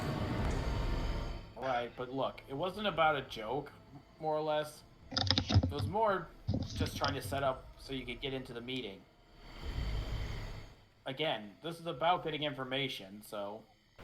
I appreciate that, but leave that to me. Okay? Well, I was afraid if you didn't say anything, we would lose an opportunity. I was not going to say anything because I would speak with her on my own. And I did not want it to be revealed that there is a link between us. At least not until I was prepared to do so. Again, it wouldn't have mattered if I'd said anything or not in that regard, because like you said, we'll just read our minds. He could have known this way before we even walked in the room. Just because he knows does not mean the king knows. Or the technological elf, for that matter. To be fair, I'm not sure if the elf knows much at all. Nonetheless, I do not want this information spreading. I want you from now on to leave the relationship between Valentine and myself, that the only person that reveal anything about us is me, okay? Very well. Thank you. It's a shame the first emotion I got you to emote is anger. Well, she, seems like she's about to say something, but then she just shakes her head. Never mind. Let's Need go. to get you to smile more.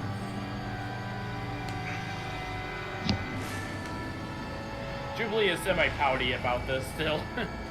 And after the conversation seems like it's done, Hubert will look to Adelsar Day and goes, and just simply ask, "Shall I punish her later, my lady?" No. Very well. Careful how you say that. And Not trying to twist anything. God damn it. I mean, if you ask, I can twist it. Which one of us at- has the map currently? Good question. I don't think I we took vote it. pot down. Oh no. Oh no. Jubilee goes, okay, Ilsarde, bring up the map. I don't have the map. I thought you took the map. Wait, I thought you did. I was under the impression Thorgrim took it. I was too busy thinking about the puppeteer. Why did you think I would take it? Because you were the one so eager to come here. I was eager to come here because if I didn't come here, I would be punching someone in the face. Ton, did you take the map? I figured we were leaving it behind for a reason.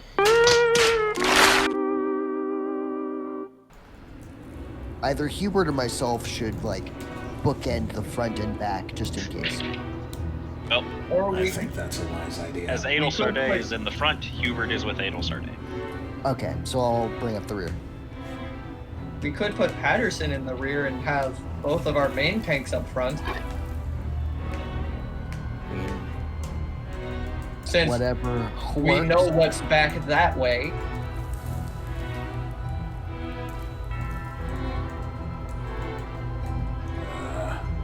We have found the thing. Who left? Oh, hello. Hello. Hello.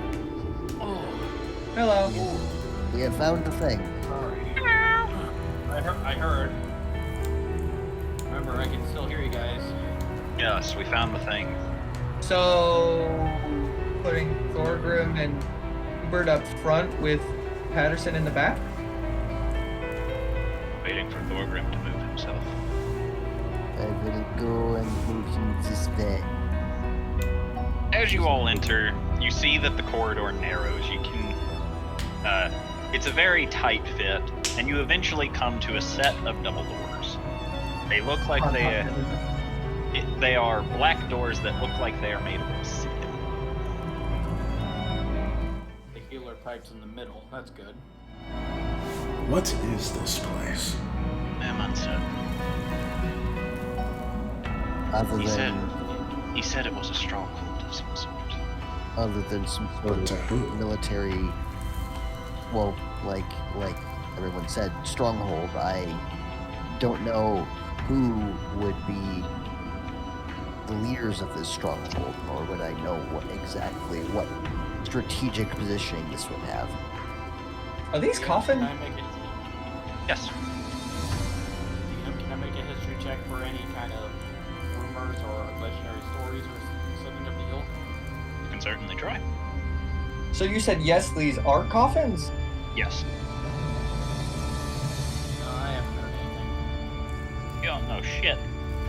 Does this mean that there is a 50-50 chance that this is a necromancer's place, or a vampire's place, or a lich's place?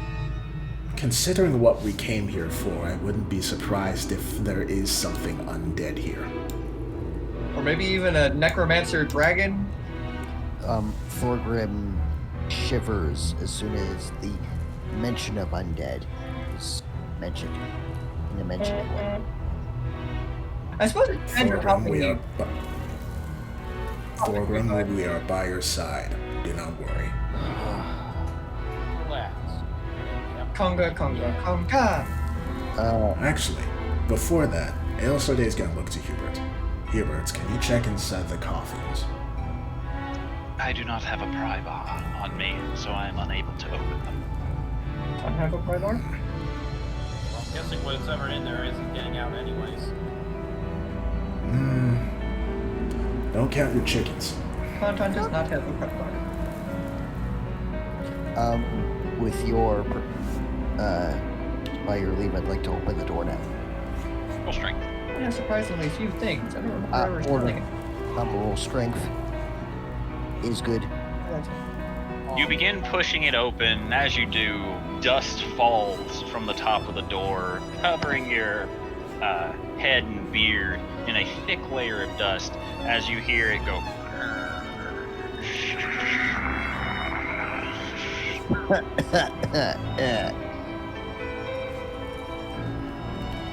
Really old door. Ugh. Do you see anything? Looks like a fancy looking hall. I'll step into the room and take a look around. You see a couple of coffins lining the walls, and in the center of the room you see a small star-looking thing that is shedding a dim amount of light. There's a couple of coffins here and something emitting a lot of light in the center, like a star-shaped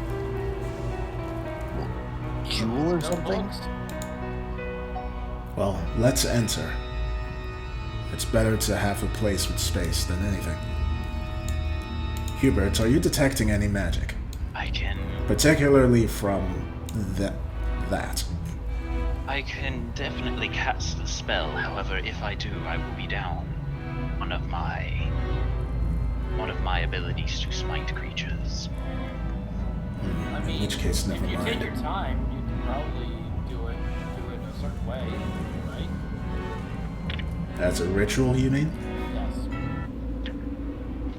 I have to check if detect magic is a ritual or not. It is. Detect magic is a ritual, but I don't think paladins get ritual casting. Anybody can ritual cast a ritual spell. If it You has sure? the Rangers ritual, can. yeah, anyone who has the ritual tag can cast a ritual spell as a ritual. It just takes 10 minutes to do.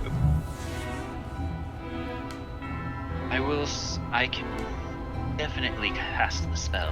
However, it will take me time to channel it. Not only that, but it will only tell me what is magical within these walls. And within Fair point. and within 30 feet of me. On this bar, so have at it.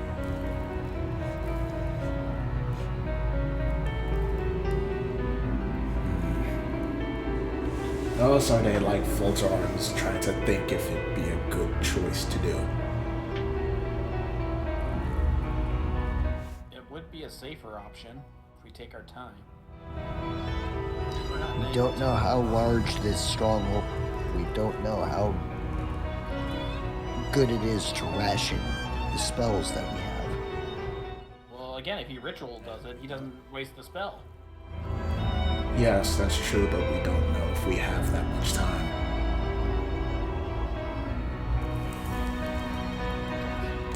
Let's leave it for now. Very well. We can always do the option if it comes to it. I'll look into it later, Tong Tong. So we'll just bypass it because we're not here for that, whatever that is. I think we should just focus on the item we're here to get for now. Agreed.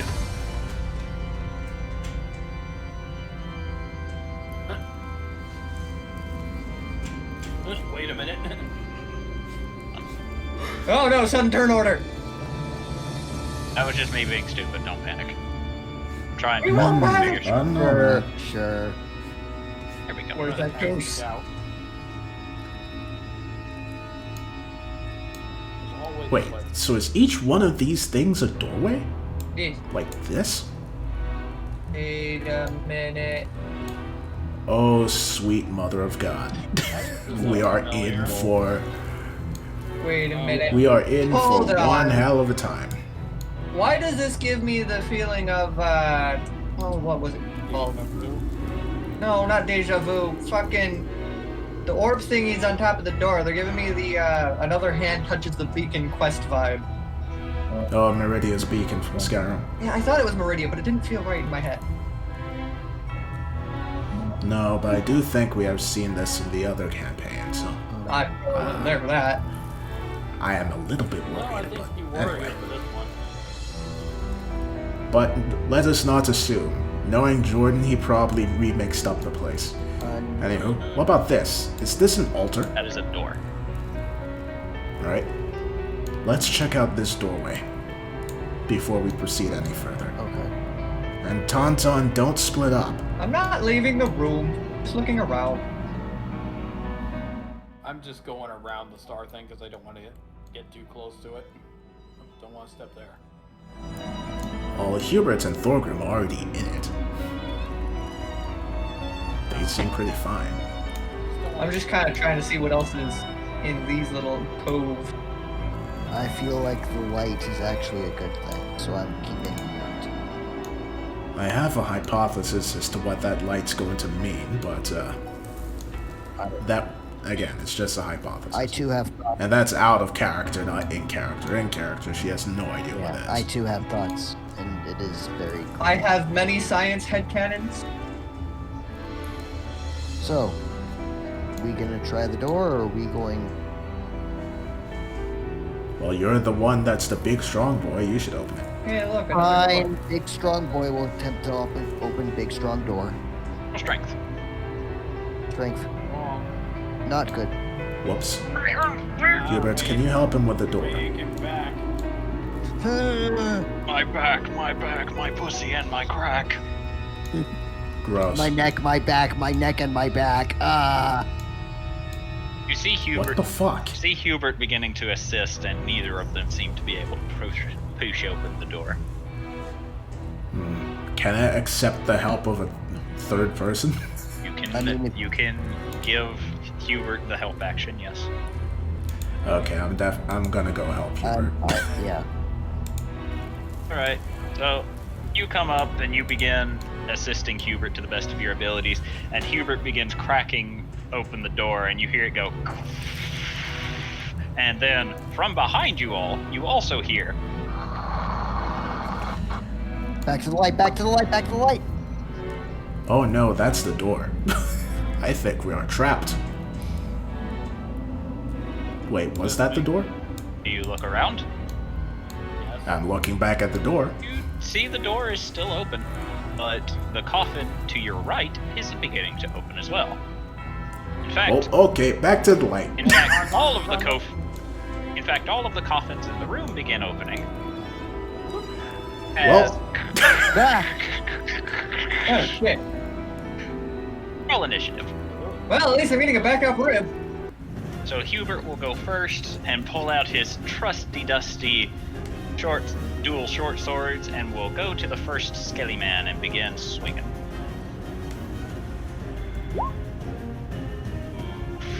moved. Hubert, why you do this? Hubert, why? they're undead. This is your bread and butter. Apparently he's out of butter. So Butter. you all don't manage to see this due to the fact that he is around the corner, but you hear the sound of his sword crashing against bone before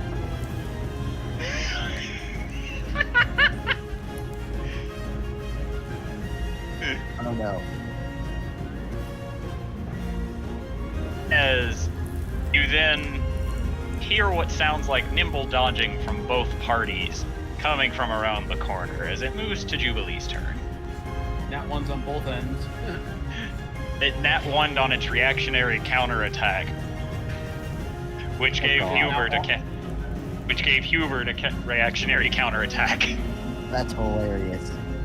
Things became awkward after that. I counter your counter. Oh, might as well move up to this one and take a swipe at it. A swipe.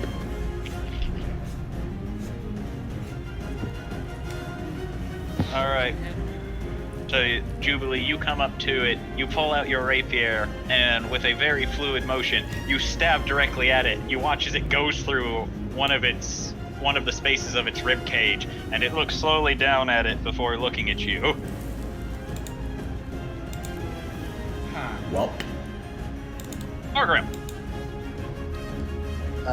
Fulgrim. unless you have a bonus action, Jubilee. Bonus action, give inspiration to Skeleton, why thank you. Fulgrim. Now, question. Can I have Jubilee's inspiration and your inspiration? Yes, the DM inspiration is just something that you have, and you can use it at any time to give yourself advantage on any roll. Okay, I wasn't sure if I could have both at the same time. Okay, so I'm gonna go, since there is squishy little sorceress right here, I'm going to cover her butt and go here. And I'm gonna say, hello, pony, and I'm gonna rage. All right. And then I'm going to take a couple Warhammer swings with both hands.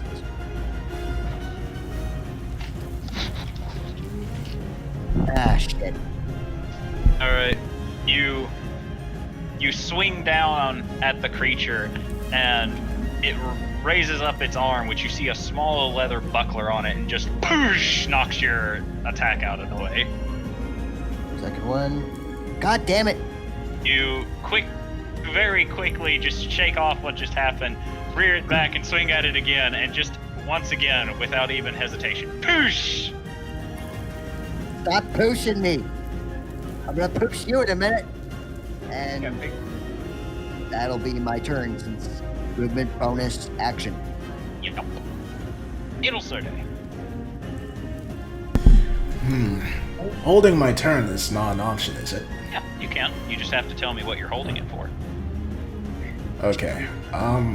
At the moment, I cannot see any undead. And if I go and, attack any, I'll have to shoot through my party members, and I think that will not go very well. I think you can hit the ones on me and Fulgrim without hitting us. You're at a good angle. Well, that is true. Unfortunately, If I go... Thorgrim is a medium creature, which will impose disadvantage on Adelsarte. No, I mean, I Indeed. think she's The got only clear way- line of sight, so she doesn't have to No, shoot. those are pillars. I can't shoot through Those those. are Oh, they pillars, are? yes. Yes. All right, never mind. Yes. Sorry about that.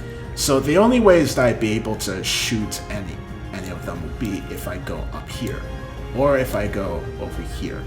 But I feel doing so would leave me very vulnerable.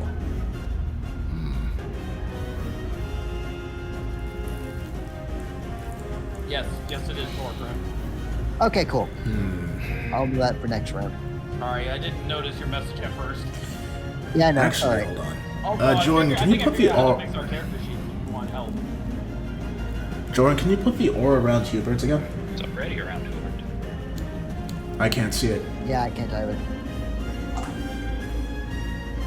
How about now? Nope. Nope. Let me change its color. Because its color is black. Can you see it now? No. No, I think it's still on the GM layer. Yeah. Can't be, because I have it set to see it. Not on our layer. Yes, one can say you hate to see it.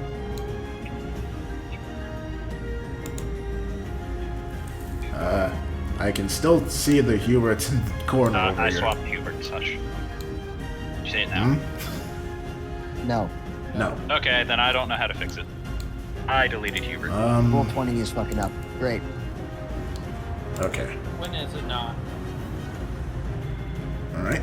I'll just have to keep a mental note then. So, Feet. and his aura is 15 feet, yes. 10 feet. Okay.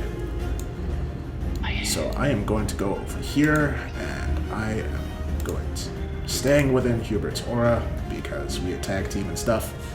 There's the one I'm on going top, huh? to. Yep. I've got dice. I will roll them. Hey. 20 dice. Ho ho ho ho ho! Kablam! I don't think crits apply to spells though, You are- unfortunately. They do, but you also need to roll a disadvantage because Hubert's in the way. No, he's shooting. No, at the I'm one shooting on at the top. one at Tauntaun. Oh, you're shooting at the one at Tauntaun? Yeah, but crits do Yeah. apply, yes. Okay, Disadvantage so is for it? that bullshit. Do I have to roll again? You The crit?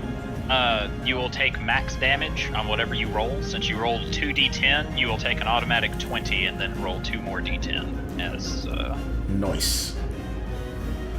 Roll 2d10 and then add 20. Oh, God. 39. so. Can Wow. you guys see Hubert's aura now? No. Nope. Okay. Well, I can't fix it, guys. I'm sorry. Yeah, No let's worries. just talk about how that fire bolt is a fireball at this point. Yeah. You Oh, you wow. wave your hand and you feel the flames burn across you more intensely than usual. Before you fire them at the side of the skeleton, it turns, looking towards Tauntaun as it's coming out of its coffin, and it hits it in the rib cage. And you watch as you completely blow out the right half of its rib cage, but it continues standing, staring at Tauntaun. Wow. Which rib was my boy Bottom right. missing? Bottom right. God Huh. damn it, Elosarde! I needed the right side! Very well. I will leave you to your devices then. I guess that's her turn. That's terrifying. Ignore the extra Hubert. Can you see his aura? No. No. Where's the extra Hubert? Below here. Down by Tauntaun. Tauntaun. Nope. And no, I cannot see Nope. it. Okay, I can't fix it, guys. Which means it's your problem. Can you send me a screenshot of like what you're doing with his aura settings? I'm just clicking on it. I'm hitting the little 3 bubbles, telling player permissions to see the aura, and then I'm selecting save settings. And it's just not doing it. Okay, give me a second. Have Can you see it now? Yes. Aha, fixed there it is. Found it. I fixed it. What did you do I different? fixed it. Okay. So is that all you're doing? Yep. All right. Actually, hold on. Okay. No. Yes. That's all. All right. Tauntaun, the skeleton next to you will look at you, holding its glaive, and will raise it up over its head and swing down at you. but it will have My AC disadvantage. is 9. It has disadvantage because it's swinging a weapon with a reach of 10 feet at you. My AC is still 9. Oh, It could crit fail. it matches. Doesn't the offender win in that instance? No. Maybe. You have to meet or exceed. Yeah. So Tauntaun, it swings the glaive down and hits you for 3 points of slashing damage. At which point it rears its head back and swings its horns at your shoulders for Whoops. 6 points of piercing damage as one of the horns pierce your shoulder. Ow! Kinky! Adel Sarday, you Hey, I can begin see the hearing aura now. you begin hearing a and you look over toward the main entrance as you watch one of the skeletons going toward Cat. Oh no! Kitty! Mr. Flufflebottoms, no!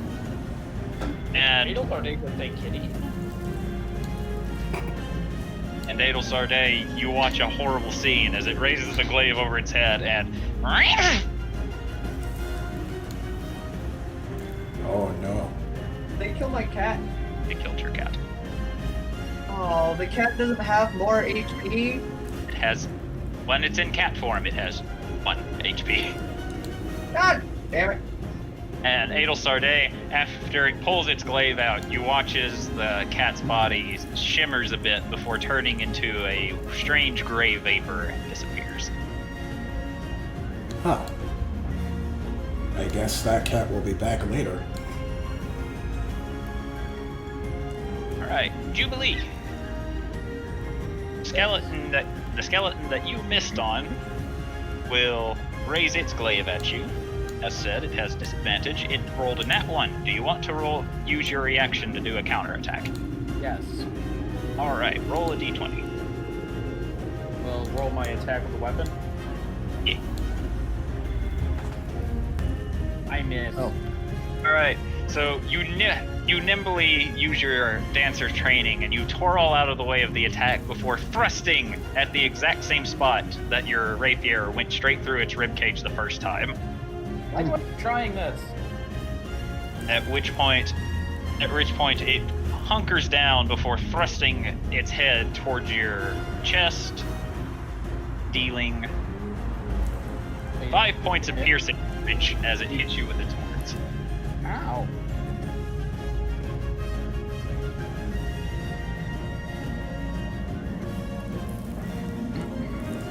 Moves on to the one in front of Hubert. Hubert. Hubert gets a reactionary counterattack. Oh my god, really? Humberto.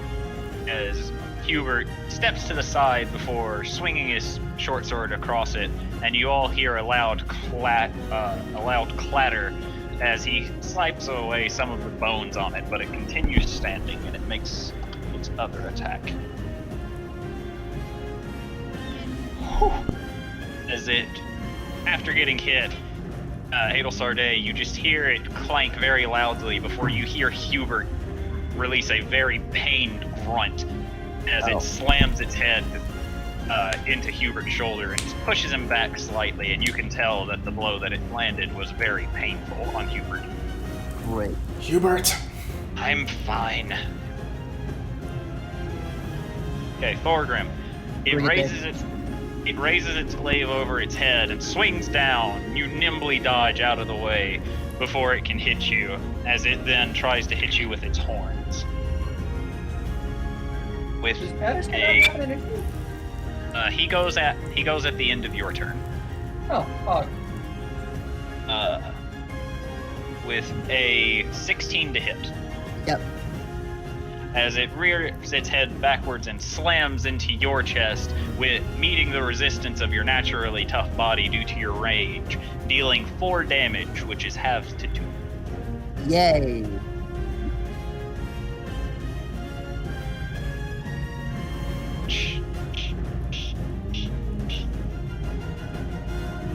That's right. Grim. That's right. I need you to roll a wisdom saving throw. Oh, that's not great. Oh. You hear a clattering and you look over and you see one of the other skeletons slowly approaching you, and as it does, it raises its glaive over its head and swings down at you. With a 17 to hit. Yep. As it lands, it swings the glaive down, dealing 10 points of slashing damage. And then will quickly thrusts its head at you, trying to hit you with its horns, but you notice it slip up a bit, so you can use your reaction to counterattack if you wish. I will indeed do so. Alright. With my Warhammer. 24 to hit. That'll hit. And am I still two-handing my weapon? I would assume so. Because I don't know how that works with. You say you two-hand weapon. I assume you two-hand weapon. Okay. Until you say you are not two-hand weapon. Okay, I two-hand weapon then. So I two-hand weapon for this much damage. For 12 All right. damage. Alright, Thorgrim. You nimbly dodge out of its way and you raise your hammer over your head and slam down onto its back, and you hear very loud as it seems that your hammer has done substantially more damage than you feel like it really should have, as you watch bone splinters clatter to the floor and you see it stagger a bit as if you destroyed part of it that was helping it stay stable. Thorgrim As is it- grinned. As it moves on to Tauntaun's turn. Oh boy! Patterson, protect me! Patterson just looks at you and then looks to the skeleton behind you and then looks to you again. And then it, as this was your order, it will hop on top of the coffin and will make his attacks at the other skelly mans. Can I also take a disengage and get out of melee with the one dude? Yes, it was your bonus action to order Patterson. So, while Patterson seems to be distracting it, you quickly get the fuck out of Dodge. It's like, Jesus fuck, I'm not ready for this. As Patterson will make his 2 attacks. As Patterson takes his short sword and swings down onto the skeleton before it, and Tauntaun, you watch as Patterson very quickly cuts through the charred skeleton. You just hear crack after crack as it reduces the skeleton to a pile of unmoving bones.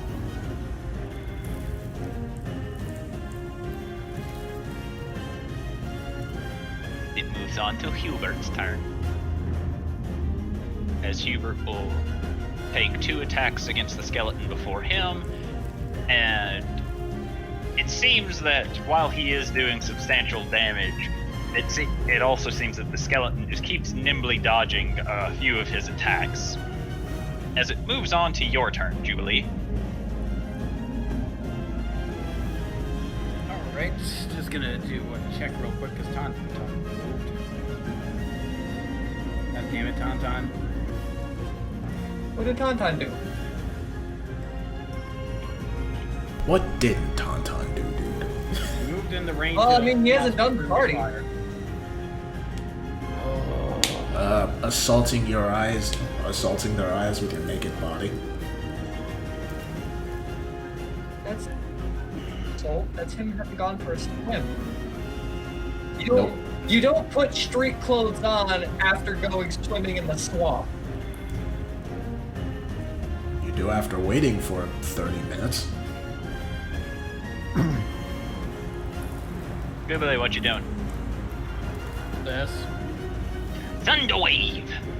Thunderwave! Thunderwave! Go, make him go boom! Hey, Tauntaun, What? I need you to roll a Constitution. Talking all that shit. Just out of range. Or just in the range. Just end the way. Ran right into it. Uh-oh. Luckily, I did it at a level 1, so. All right, Jubilee. I'm running up 10 away, right? Yeah, you will be blasted 10 feet away. So Jubilee, you begin dancing, and right as your dance comes to an end, you clap your hands together, causing a very loud boom to echo across the room, with everybody having flashbacks to when you did this in the fight pit. And the skeleton before you gets launched backwards, slamming into the wall. There's the damage. I rolled it. As you hear it slam against the wall, and you hear a few cracks come from it as it just immediately raises its head towards you, doesn't seem to be bothered. Okay. That's a coffin. Yeah, but there's a wall right behind it. Shit. Why am I in the dark? There goes Don't Tauntaun. worry about it. It's fine. Observed by the dark. You just Why briefly am I got in up dark too? because Roll20's not doing what I'm telling it to do. I can see! Because I didn't- There's go. gooses everywhere! Oh, that's a pillar. I thought that was a casket. Alright. And since I didn't use my movement yet, I'll move over here. Is that a tree? After you You get know, for hit, a good inspiration. as you blast it away, and you just immediately shit.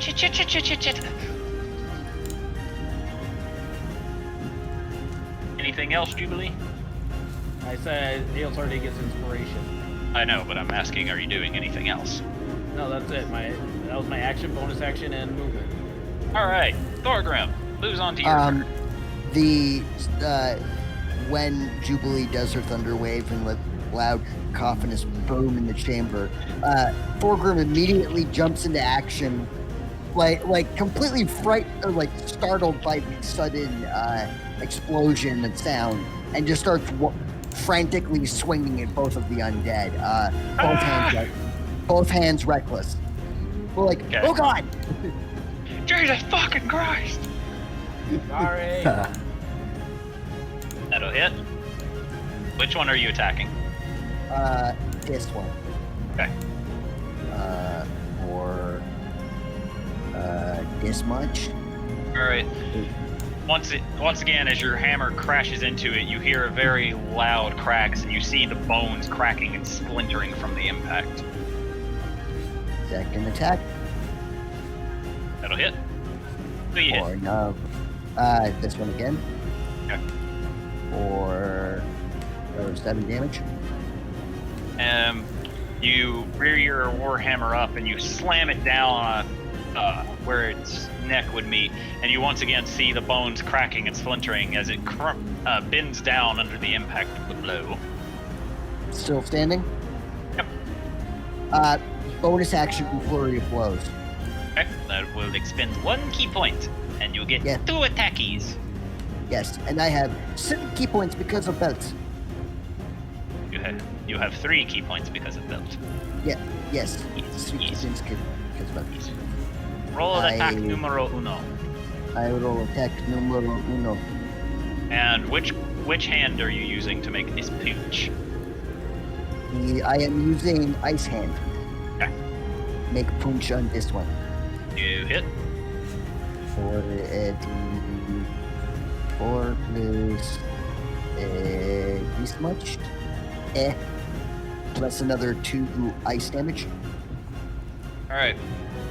So you throw your right hand forward, and you were most likely skeptical that you didn't think the glove would actually be as useful as devilish Damien told you it would be. But right as your fist almost connects with the skeleton, you see frost build across its spine before your fist slams into it, and you watch as the frost covers the skeleton entirely before it absolutely shatters and falls to pieces before you.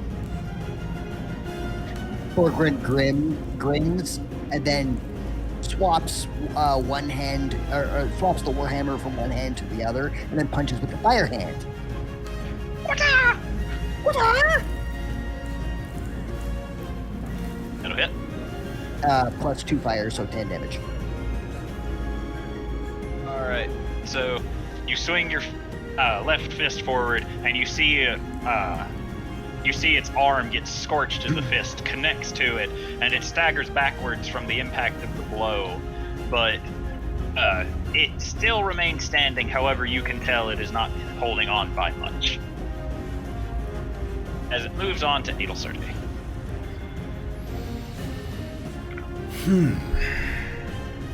Okay. Let's see. Yeah, I can make that shot.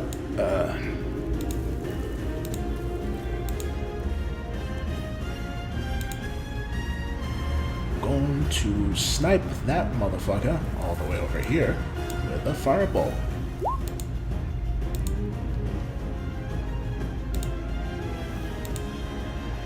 That'll hit. Alright.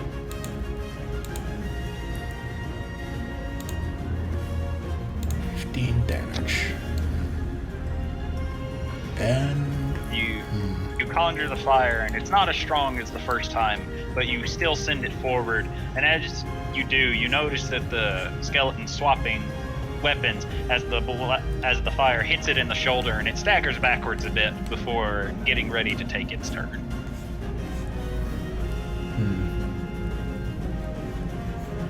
Alright, should I move now? Nah, I'll stick by Hubert in case he needs me. Alright. That's my turn. Alright.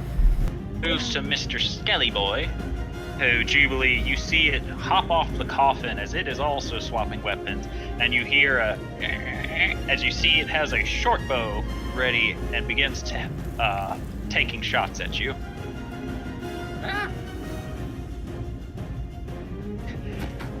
Death to the winch!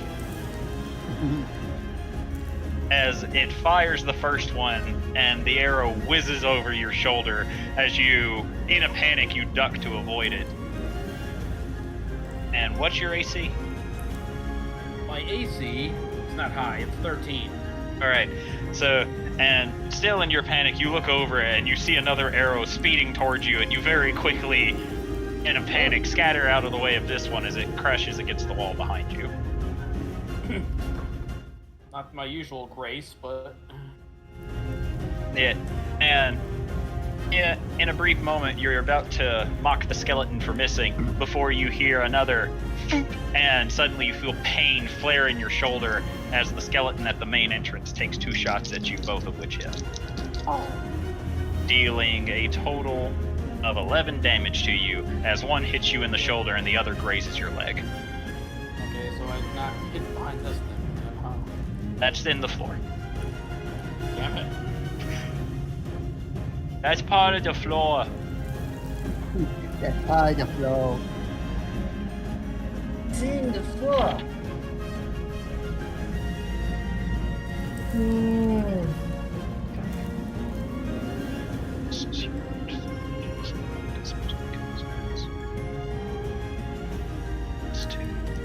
Look. Back here. I'm not done with you yet.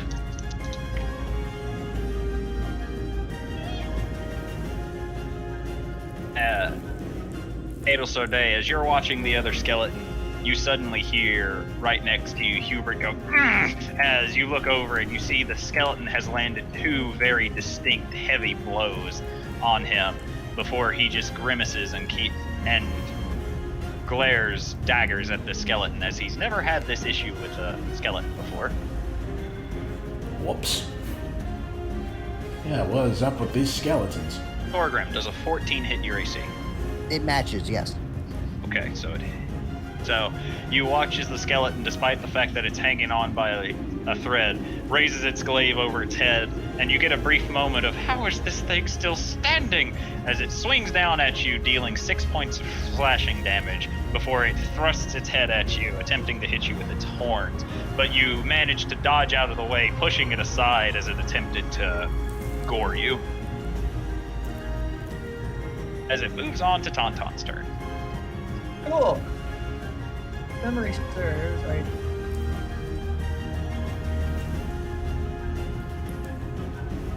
Right about. Do-do-do-do-do-do-do-do. It's time for Eldritch Blast. Y'all fuckers in for it now. I'm throwing one to each skeleton. You can only see one currently. I can only see one. I Yeah, moved. good.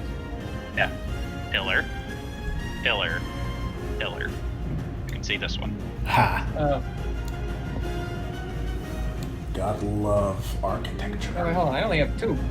I can't do four.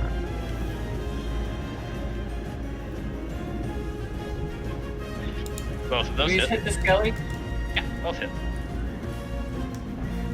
Honk. Honk. Patterson, Alright. get the skeleton. Eat him. You fire both, and you watch as each blast tears away parts of its armors and its bone before it slowly looks to you angrily, and then you hear the rattling of your skeleton as Patterson just very quickly sprints forward. Can I shout something out of turn? Depends. I would like to shout for Jubilee behind the pillar now.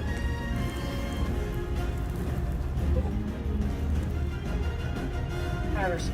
That is actually the best place for cover, yeah. As Patterson manages to get one swift blow on the skeleton. However, Tauntaun, you see Patterson slip up as he tries to clamber onto the coffin, and just barely nicks the skeleton as it responds by rearing its head back and slamming its horns into Patterson. I want to steal those horns. And you watch as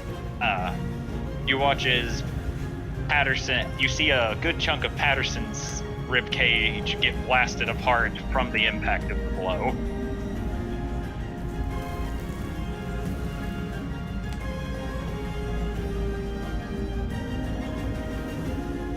Good thing there's only skeletons around. I can fix up my orc. That won't But be I didn't really mean to roll an orc that anymore. twice. As Adelsorde, as you turn to look at Hubert, you see him with both swords in hand, swinging downward and to the left, crashing into the skeleton. You see it drop its weapons as he breaks off its arms before he rears up both swords and slices horizontally across its neck, decapitating it, and you watch as it turns into a pile of bones with Hubert just sighing slowly as he looks around to try and find the next one, as it moves on to Jubilee's turn. Okay, so I need to take cover from this bad boy and possibly this bad boy, so I'm in danger. I'm in danger. that one's in. I'm gonna slip behind this pillar over. I don't believe how many pillars there fucking are. I mean, it is a Bonus tomb. action. Is Thorgrim hurt at all? He's kinda hurt. Not really though. Well, this will give you a little pep. Bonus action to do a healing word.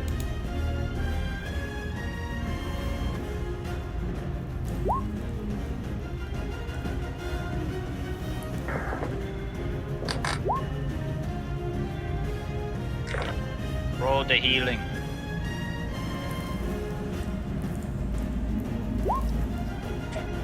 Oh, Axe that- healing. That is very helpful. That was almost all the damage I've taken. All right, Thorgrim, you hear the very familiar chimes of Jubilees dancing, and you look down and you see the puncture wounds and slashes that the skeleton has laid on you slowly healing up as you just grin, gripping your warhammer tightly as you feel excited about what's about to come.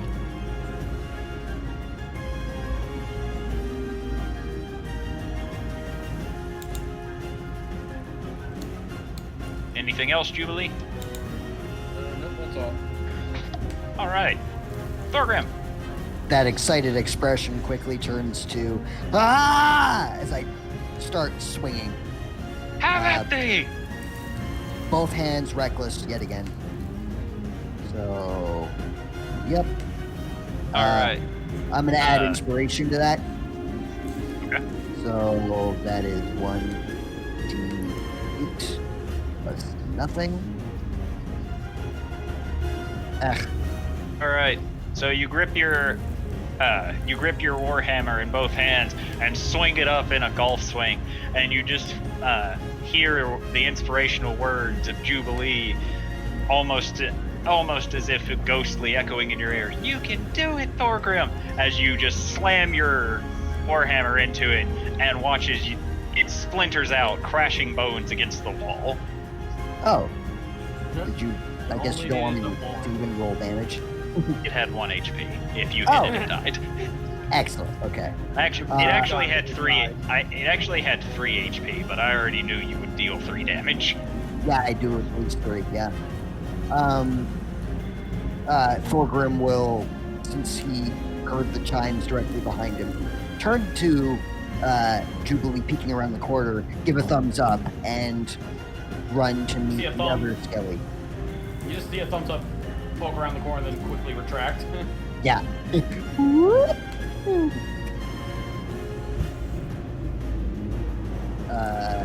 Oh, god damn Just, it. just barely able to make it. Just barely, yeah. Just barely. Well, it has a bow out, so it's going to be at a bad state with a melee guy in its face. So that's, I've only done one attack, so I can do another one, right? Technically, no, because you do both attacks in the same attack action. Oh, okay. Normally, I would say that it would drop it, but I'll give it to you. Just I for mean, once. you don't have to. You can be less lenient. You still can use your bonus action to punch it. What I was planning on doing. Yes. So, But no, you do not get your second attack. All right. So, oh yeah, you're reckless. Yeah, that'll hit. Yep. So that is that much damage. So plus another 2 ice damage. All right. So you sprint forward and you see it attempting to ready a bow at you, but you move seemingly too fast as you smack the bow downward and just deliver. Which glove did you use? Moon. So ice damage. Okay. As you just swing a stiff right hook at it, and your fist slams into its head, and you hear an audible crack as you see cracks move across its skull before it just slowly turns back to look at you. Moves on to Adelsarde. Okay. How bad's Hubert looking? He looks rough, but he doesn't look too terrible. Alright. I am going to cast...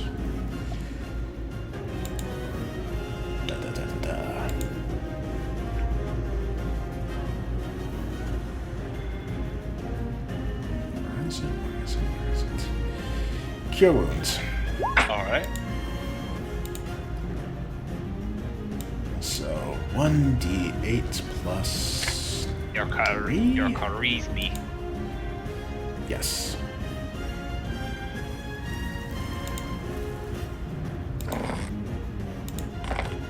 Spell save DC 14. Hubert rolls to resist. Mother of fucking mercy, man. I don't need healing.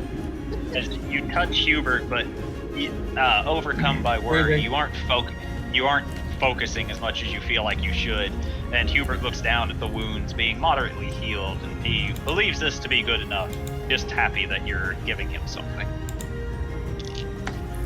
Oh, that's my turn. All right. Moves on to Skelly Man fighting Skelly Man. Skelly Man fighting Skelly Man fighting Melee Scan. Which one's which? Can I get a wizard Who skeleton knows? someday? Patterson is Melee Scan. All right. Hey, Patterson had a bath. Patterson, Tauntaun, you look around the corner and you see where Patterson was fighting the skeleton. You see it bring down its glaive, cutting through most of his left shoulder as you see bones splintering everywhere before it headbutts Patterson in the face, and you watch as his skull cracks a little bit, as it doesn't seem that Patterson is winning the altercation. Hands off. Ah, Yeah, they're medium-sized. Okay. They're medium. So, 15. So the other one takes its 2 attacks against you, Thorgrim, and Okay. both are going to hit because of your reckless attacks. Most likely.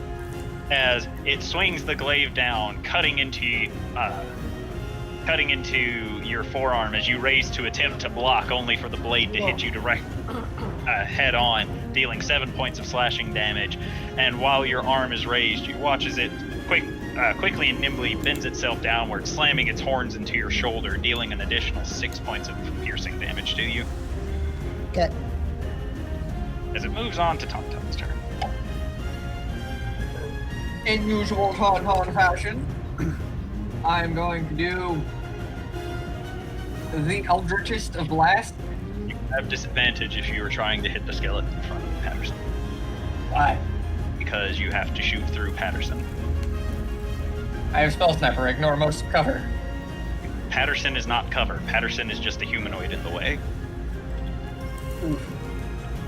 But you can literally move. Yeah, okay, I'll give that to you. That's good. I don't want to hurt my skeleton, I worked hard for him. Didn't really work hard. Yes, I did, I gave up a lot of magic. You can move here and hit the skeleton with no problems. Oh, yeah, I could. Womp. And then I have a second target. Then I have a second target, and I'll have to roll disadvantage to hit him too. It's just Thorgrim, he can take it. All Oh, right. fuck you. Which way are these attacks going? This guy. Okay, both of them. Yeah. Roll damage. Ping pong. All But see, right. So as I said, it's Thorgrim. He can take it. you fire off both Eldritch Blasts, and they spin together, merging into one cohesive unit, which slams into the skeleton's side, only for it to look over at you, before immediately looking back to Patterson, as it doesn't seem to know which one to attack. Do I have anything I can do with a bonus action? Real quick. I don't think I have many bonus actions. Nope, that's an action. That's an action. That's an action. No, that's a mistake. That's an action. Yeah, I don't have anything else I can do. Just get him, Patterson. Okay, Patterson will take his attacks at the Skelly Man,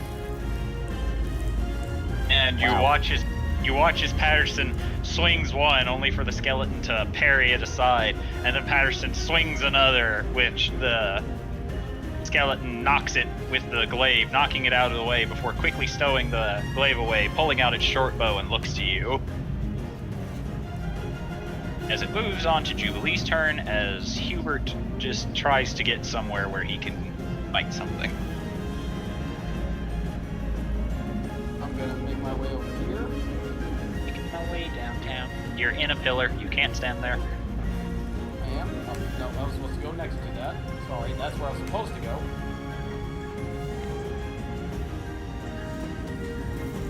And I will be using Vicious Mamakare. Can't make it there, man. What do you mean? You only have 30 feet of movement. That's 35. Oh, sorry. That's my bad. Okay. Vicious Mockery. On which one? On decent one. Okay. I can't come up with anything clever right now, so... I demand you have something to say or it gets advantage on your save.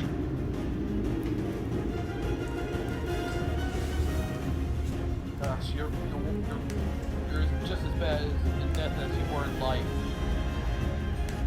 Alright. Roll the d4. 2d4? Whatever. Whatever level you are, roll them. Hiya. Alright. So you say this, and you watch you watch as the words you say turn into a little imp that your insults sometimes turn into, as it flies over into the eye hole of the skeleton, at which point you just see the skeleton just basically go, "Eh." As you feel it did damage, just not a lot.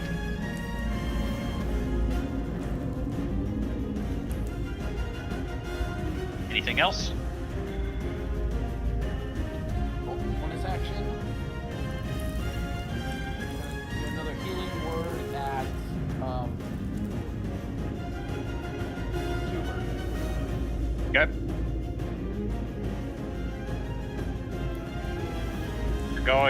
You're making Adel Sarday jealous. Your healing's better than hers, and she was using the better spell.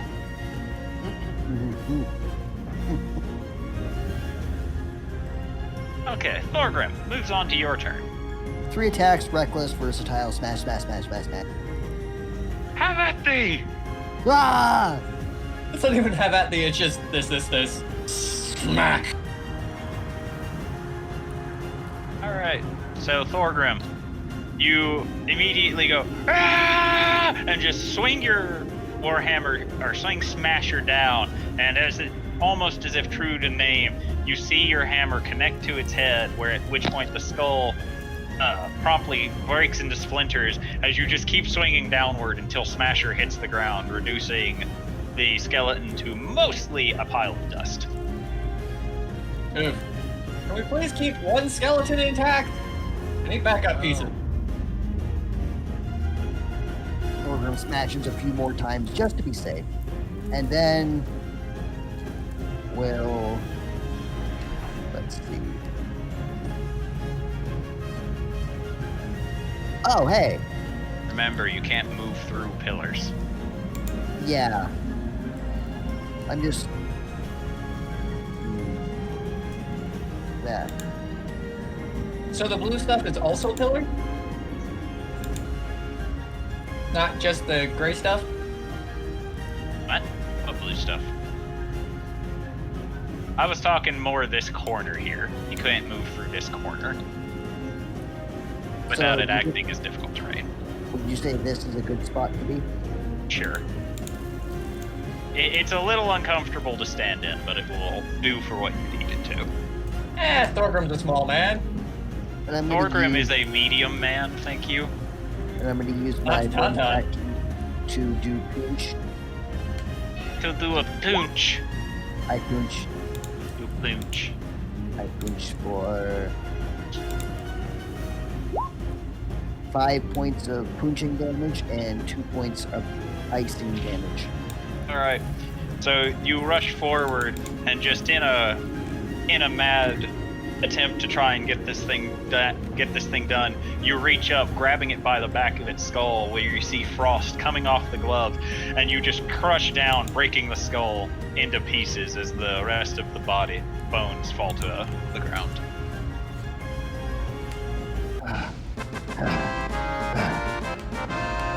You find a few bits and pieces. Not too terribly much, but you find a little bit. Good. I'm just trying to collect backup parts for Patterson. Alright. Hubert, can I borrow a glove? Hubert will pull his pack down, pull out a black glove, and offers it to you.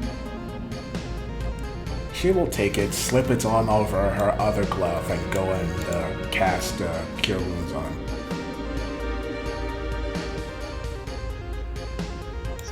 His name is Tauntaun Zoj. Him. Tauntaun, That'll do. you feel a single finger touch you on in the middle of your shoulder blades, and you feel a slight rejuvenation wash over you as you are healed for 5 points of HP. You know, you didn't have to put a glove on. I am not going to touch you while you are naked. Let alone with my own gloves. And she takes the glove off, revealing that she was wearing 2 gloves on the same hand. That's like putting on 2 condoms. It doesn't work. And yet I feel so much cleaner despite the fact. Still, those caskets activated when we opened the door. Thorgrim will go to the door that we were about to open before we were so rudely did. Did we manage to open it? No, I Yes, don't believe Hubert opened it, and that's what caused all the coffins to open. And now, I see another 2 doors. now that the encounter is over, all of you hear the grinding of stone, and you all look around, and you see the coffins slowly closing themselves once more. Why do I get the feeling these things reload? I have a feeling that you're right. Whatever created this place is a powerful necromancer or a lich like you first suspected. Though as to who, I'm not sure. And people say I'm an idiot. I don't like. You are an idiot. I don't like. And yet, this place. this idiot was correct. Probably. Broken clock is. Idiocy and intelligence are not the same. Broken clock is always right twice a day. The fuck's a clock? Anywho, let's continue forward. Actually, maybe we should look around this room first, because there are like 2 other doors. 3. And this place that we haven't looked There's a 3rd door We up haven't there looked through. that I can see. There's also whatever this is.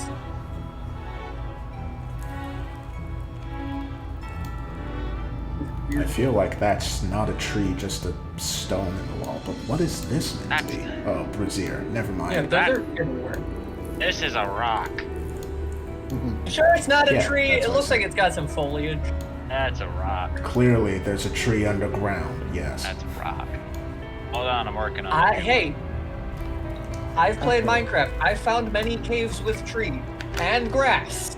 Oh, really? Which Minecraft is it uses Dungeons and Dragons rules? The Don't answer heavily that modded question. mod That's pack how- called Dungeons and Dragons. Don't answer that question. I follow the Dungeons and Dragons mod pack. It's actually fun. Jubilee and Thorgrim, you wander up to the north. You find another door, a small pile of rocks, a bigger rock off to the side, and a chair. Oh my god, a giant rock. Oh my god, a chair. It must be a mimic. Kill it! I mean, you joke, but Jubilee walks over to the chair and pokes it with her sword. You poke it with the sword, it acts like a chair. What does that mean?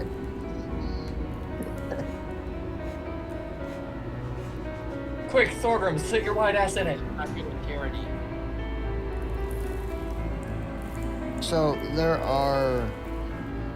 there's 1 door up here. There are 2 doors down here, and there's 1 over here, the right. Which way do we want to go? I guess. Well, why don't I we guess it's. where each door might lead? I thought for a split second, I thought you were gonna suggest we would split up like Scooby-Doo. I mean, give me a bit to summon my pet, we can. No. I love that book. It's a book?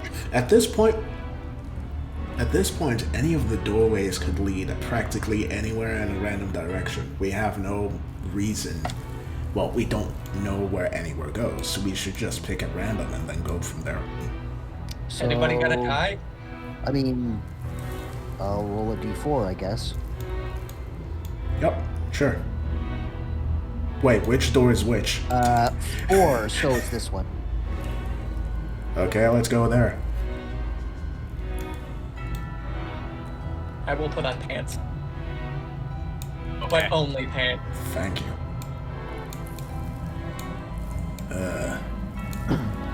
You're annoying, just the contrarian, aren't you? Well, I mean, you're gonna get hit anyways. May as well look good while doing it. Can we do we have to do a strength check? You do. I will do strength. All right. My strength.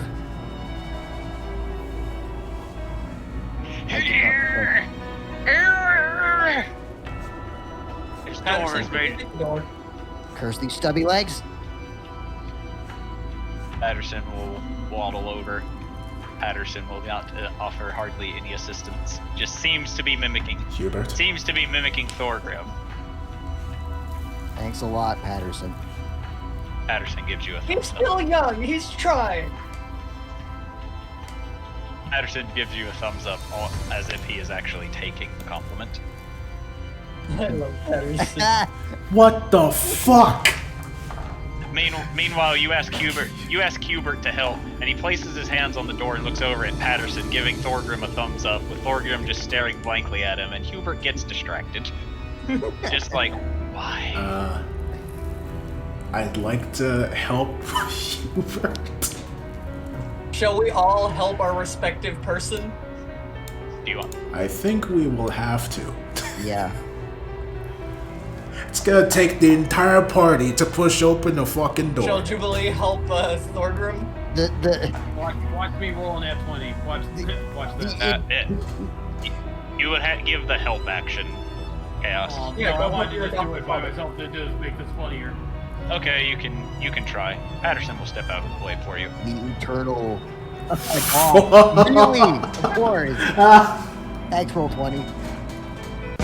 Remind yourself that overconfidence is a slow and insidious killer. She begins pushing the door open after everybody loosened it up, pushes it open with her, and she looks at everyone smugly. Everyone looks into the room, sees the two skeletons. Tunk, tunk, tunk, tunk, tunk, tunk.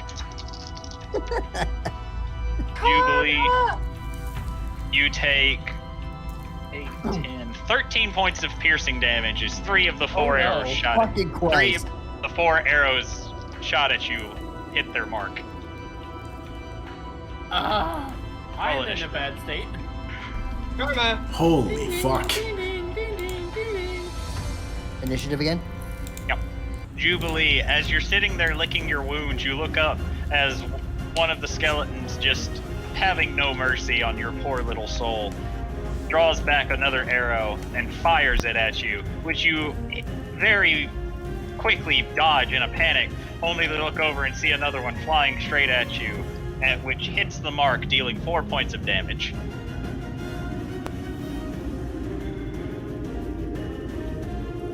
I'm in a very bad state. I have no way to fix that. Oof, indeed. Jubilee, it's your turn. You should probably get into cover. Yeah. Get behind us. Thorgrim, get him. Inspiration for Thorgrim. That's it. Thank you. I love how we've each just chosen someone to be our lackey now. Tauntaun. Ah! Oh. Yeah, Tauntaun's just gonna look at the skeleton and just be like, Patterson, you got this. And then yeet some Eldritch Blast. Charge. Go get him, Patterson.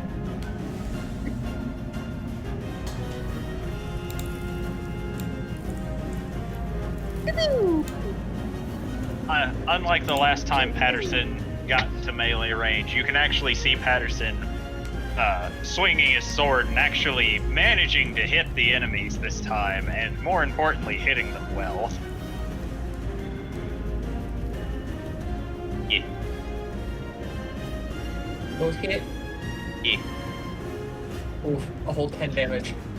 You fire each blast, and you watch as the first one hits it in the side of the head, blasting off its left horn as it looks forward, and the other one hits it in the chest, and it barely reacts to this one. As it looks around, as if trying to decide who to shoot at between the 3 people it's looking at, Oh, thank God I'm in cover. and it pulls back its bow, deciding to shoot the person who's just shot it. Uh-oh. Oof. My AC is still higher. Oof, indeed.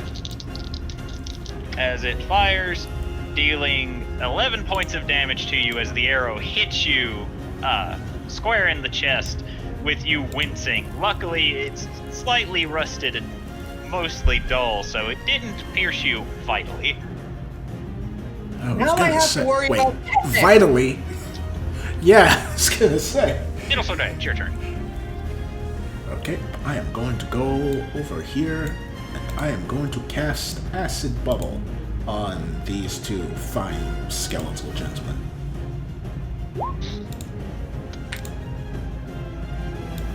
Ace splash. Wonderful, 5 damage. So you Actually, I can add inspiration. Wait, not to damage though. not the damage. Yeah. So you fire the bubble, and you watch as it bursts over the two skeletons' head, covering them in acid, and you see green smoke billowing upward, indicating that you did indeed deal it damage. Deal it damage. Well, I moved and attacked, so that should be it for now. Unless I can use the rest of my movement, but I don't think that's a Can. thing. You have, Oh, cool. like I told you in a previous session, you have 20 feet of or 30 feet of movement. You can use that movement. I remembered that, but I thought I misremembered. God, I mid-membered. Thorgrim, your turn. I don't really trust my memory. I'm still trying to decide whether my raging is necessary in this current situation since there's only 2 of them. And I do not think so. So I will go this way, since it is exactly 35 to my target. And I will begin the smashing. Alright. Gonna go with my... Should I go? No, I'm not gonna go reckless. I'm just gonna go two-handed, smashy smasher.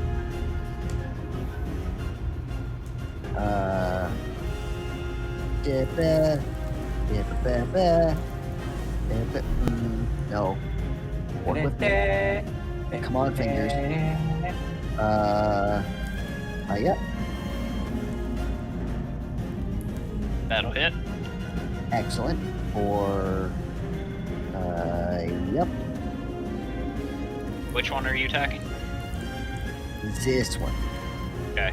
So you raise Smasher up and swing down, crushing into it. And once again, you do feel like you're doing more damage than you're expecting as you watch its bones splinter, and it almost buckles entirely under the impact. But it can remain standing. Okay, seconds. Ah, crap. Oh, inspiration. Roll your D8. 16 to hit. That'll hit. Excellent. Another 6 points of damage. All right. So you swing, and you feel like you're about to get parried, only for you to very quickly stop short. You watch as its arm swings, missing the parry, and then you just continue the swing very rapidly, crushing into its side as you blast it into a pile of bones induced. And then I'm going to, just like the first Avengers movie, stop, look blankly at the pile of bones, and then just wordlessly punch the third one, or the one beside, in front of Patterson, with Okay. my... I thought you were about to, like, just punch Patterson. I can't tell the difference between friends and foes. Fuck you, That's Patterson! racist. No, my baby! Don't hurt my baby. That'll hit. For another... or this much. Plus another 2 fire damage. All right.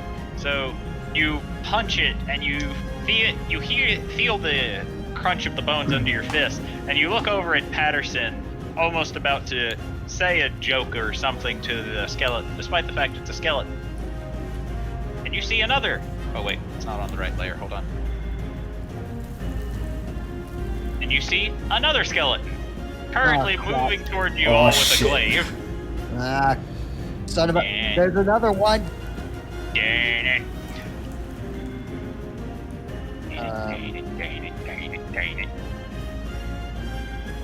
I... Oh no, we rolled a 19! I think I am going to. Oh no! I used my bonus action to pooch. Can't. You did. Well, thankfully Hubert's here to save the day. Thankfully. Hubert's Yeah.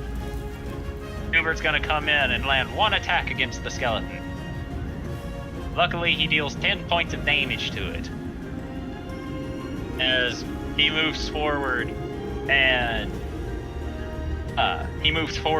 with his short sword, and you see him stab through the skeleton's temple, and you watch as it seems to fall away to a pile of bones before Hubert turns and looks to the one that's currently approaching.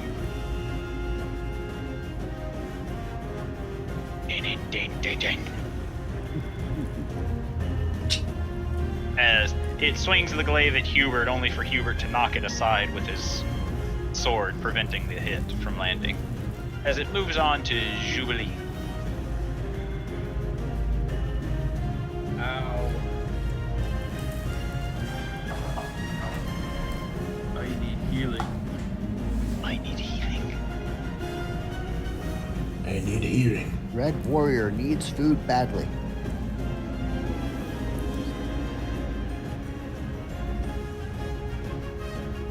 Well, I guess I can healing word myself, but that's my last level 1. You can, at the end of combat, you can politely ask Hubert to heal you. That's true. I'm just gonna. You got this, Hubert. Inspiration. And I'm staying safe. You got this, Hubert, under her breath. For the love of God. I'm sorry, but one wrong move and I'm dead. Tauntaun, your turn. Tauntaun will. Yeah. As its last order was to attack the skeletons, you see Patterson turn his entire body to look past Hubert, and you watch as he basically shoves his way past Hubert, and you're not sure where he went.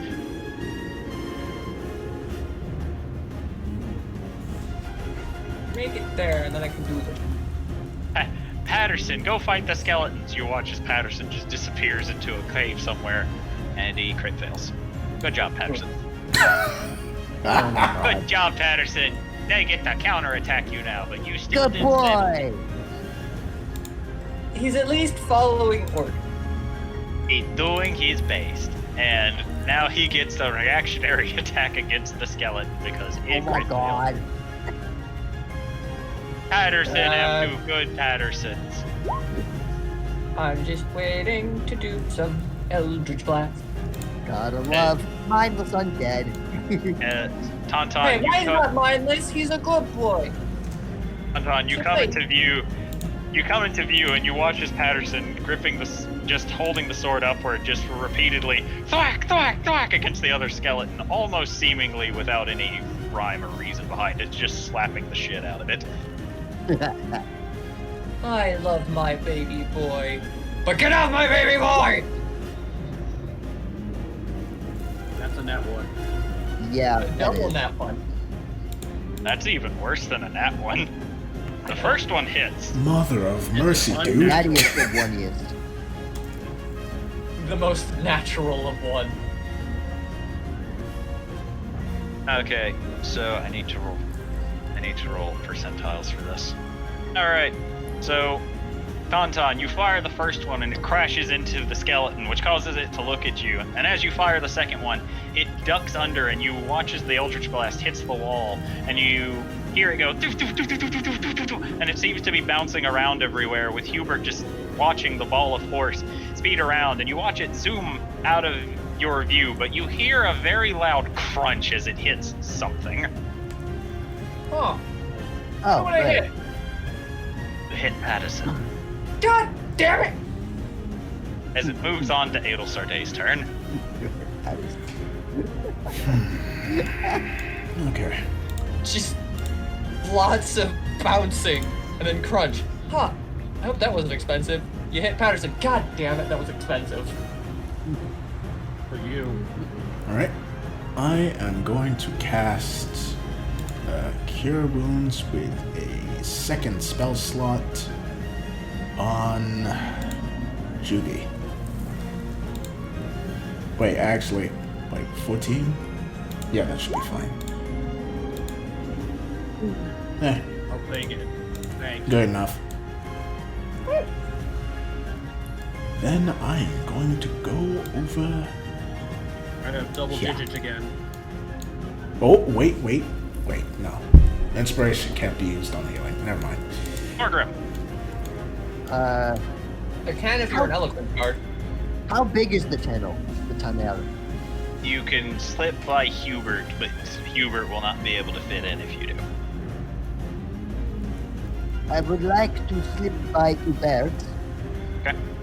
and I would like to smash the skeleton. Okie dokie. I will smash the skeleton. Do I have inspiration? Currently, no. No, currently not. Okay. You used your last one. Okay, just checking. 2 hands. That'll hit. That'll Oh. hit. I meant I only roll one at a time. Oops. Both will hit. Okay, I will hit with both then. I'm out of juice. Roll d10. Actually, I'll just roll with both. Fuck it, whatever. 2d10 plus 6. 20 damage total. Alright, so you speed forward and you slam the first one into it, knocking one of its legs completely off. And as it's falling down, you rear your hammer over your head, slam down, crushing it once again and obliterating it. Don't know how I can keep up with this. I think we need to rest. I could use a nap. Kidding.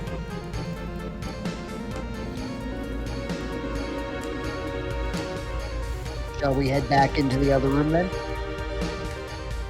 That's probably for the best. Alright. Head back into the other room. Can I collect whatever arrows the other skeletons haven't shot? No.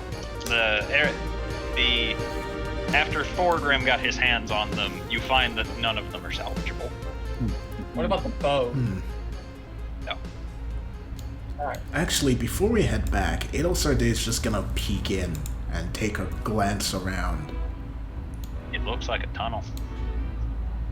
Oh, so that's all there is to see? Okay. I mean, you didn't go far enough in to see anything else. You literally stopped your character. Yeah.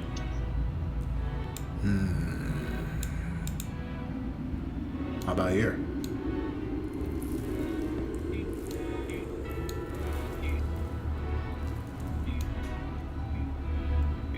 I feel I'm about to regret this. Okay.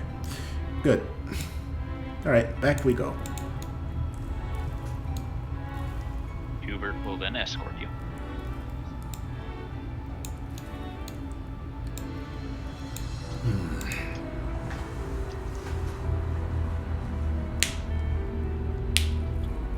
Well, one thing is for certain, Obertus was not lying when he said that the things in here were dangerous. I imagine this place is crawling with them if it's a stronghold. Which means I think It we just should means that we'll have plenty of backup parts for Patterson. know that. More importantly, it means that there's more, that those things, which have been very damaging thus far, could hurt us more if we're not careful. I would imagine they have established patrol areas or guard positions. I'm uncertain of that. Unless it was something within what they usually did in life. Skeletons don't have a tendency to have minds intact like that. Or what if somebody who does told them to do it? And it would. What, like the necromancer that might be controlling them? Exactly. Like, go left and right repeatedly until you spot someone, then kill them. If that were the case, then we would have... Well, some skeletons would have come in here by now, don't you think? Possibly. We don't know how big this place is.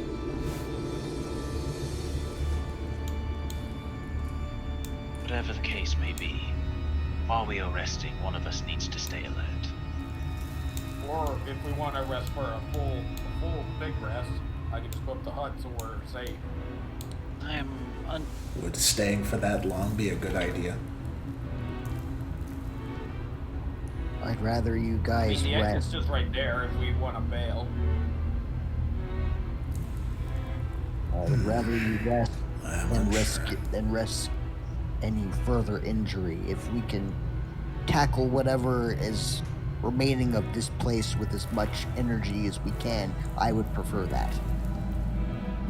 While I do agree with you in that we should rest, I'm unsure if doing a full rest would be a wise idea. I think that a smaller rest would be fine. There is a chance, she says while gesturing to the coffins, that more of those creatures could appear while we do so. Are any of you able? And we may have to start all over Are any again. of you able to get back your magical ability short rest? No, I am unable to. Though I will be able to recover some spells with I mean, within a few minutes if I need I feel to. like I can my way of helping you guys can be refreshed, but not my spells. I did not use any of my spells, so that is not an issue for me. Obi, question. Yo, When doing the familiar thing, does it use a spell slot or no? no. Okay, I just want to resummon my kitty cat. It will be a ritual. It will be acting as the ritual casting, so that'll take you 10 minutes. I'm willing to take 10 minutes. Alright. While standing around, Adel Sardaid, just shuts her eyes and her hair, floats on end a little and she glows a little, but that's only for a few seconds, and after that, it fades.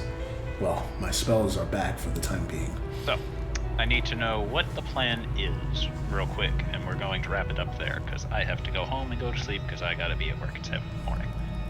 Why are you not home? I just used... I feel like a short rest is probably for the best right now. We have one Yeah. vote, Yep, short rest. is 2 good. votes for short rest.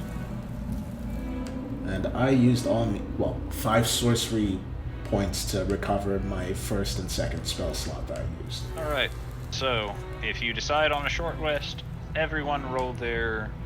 If you want to roll your hit dice to regain HP, roll them now.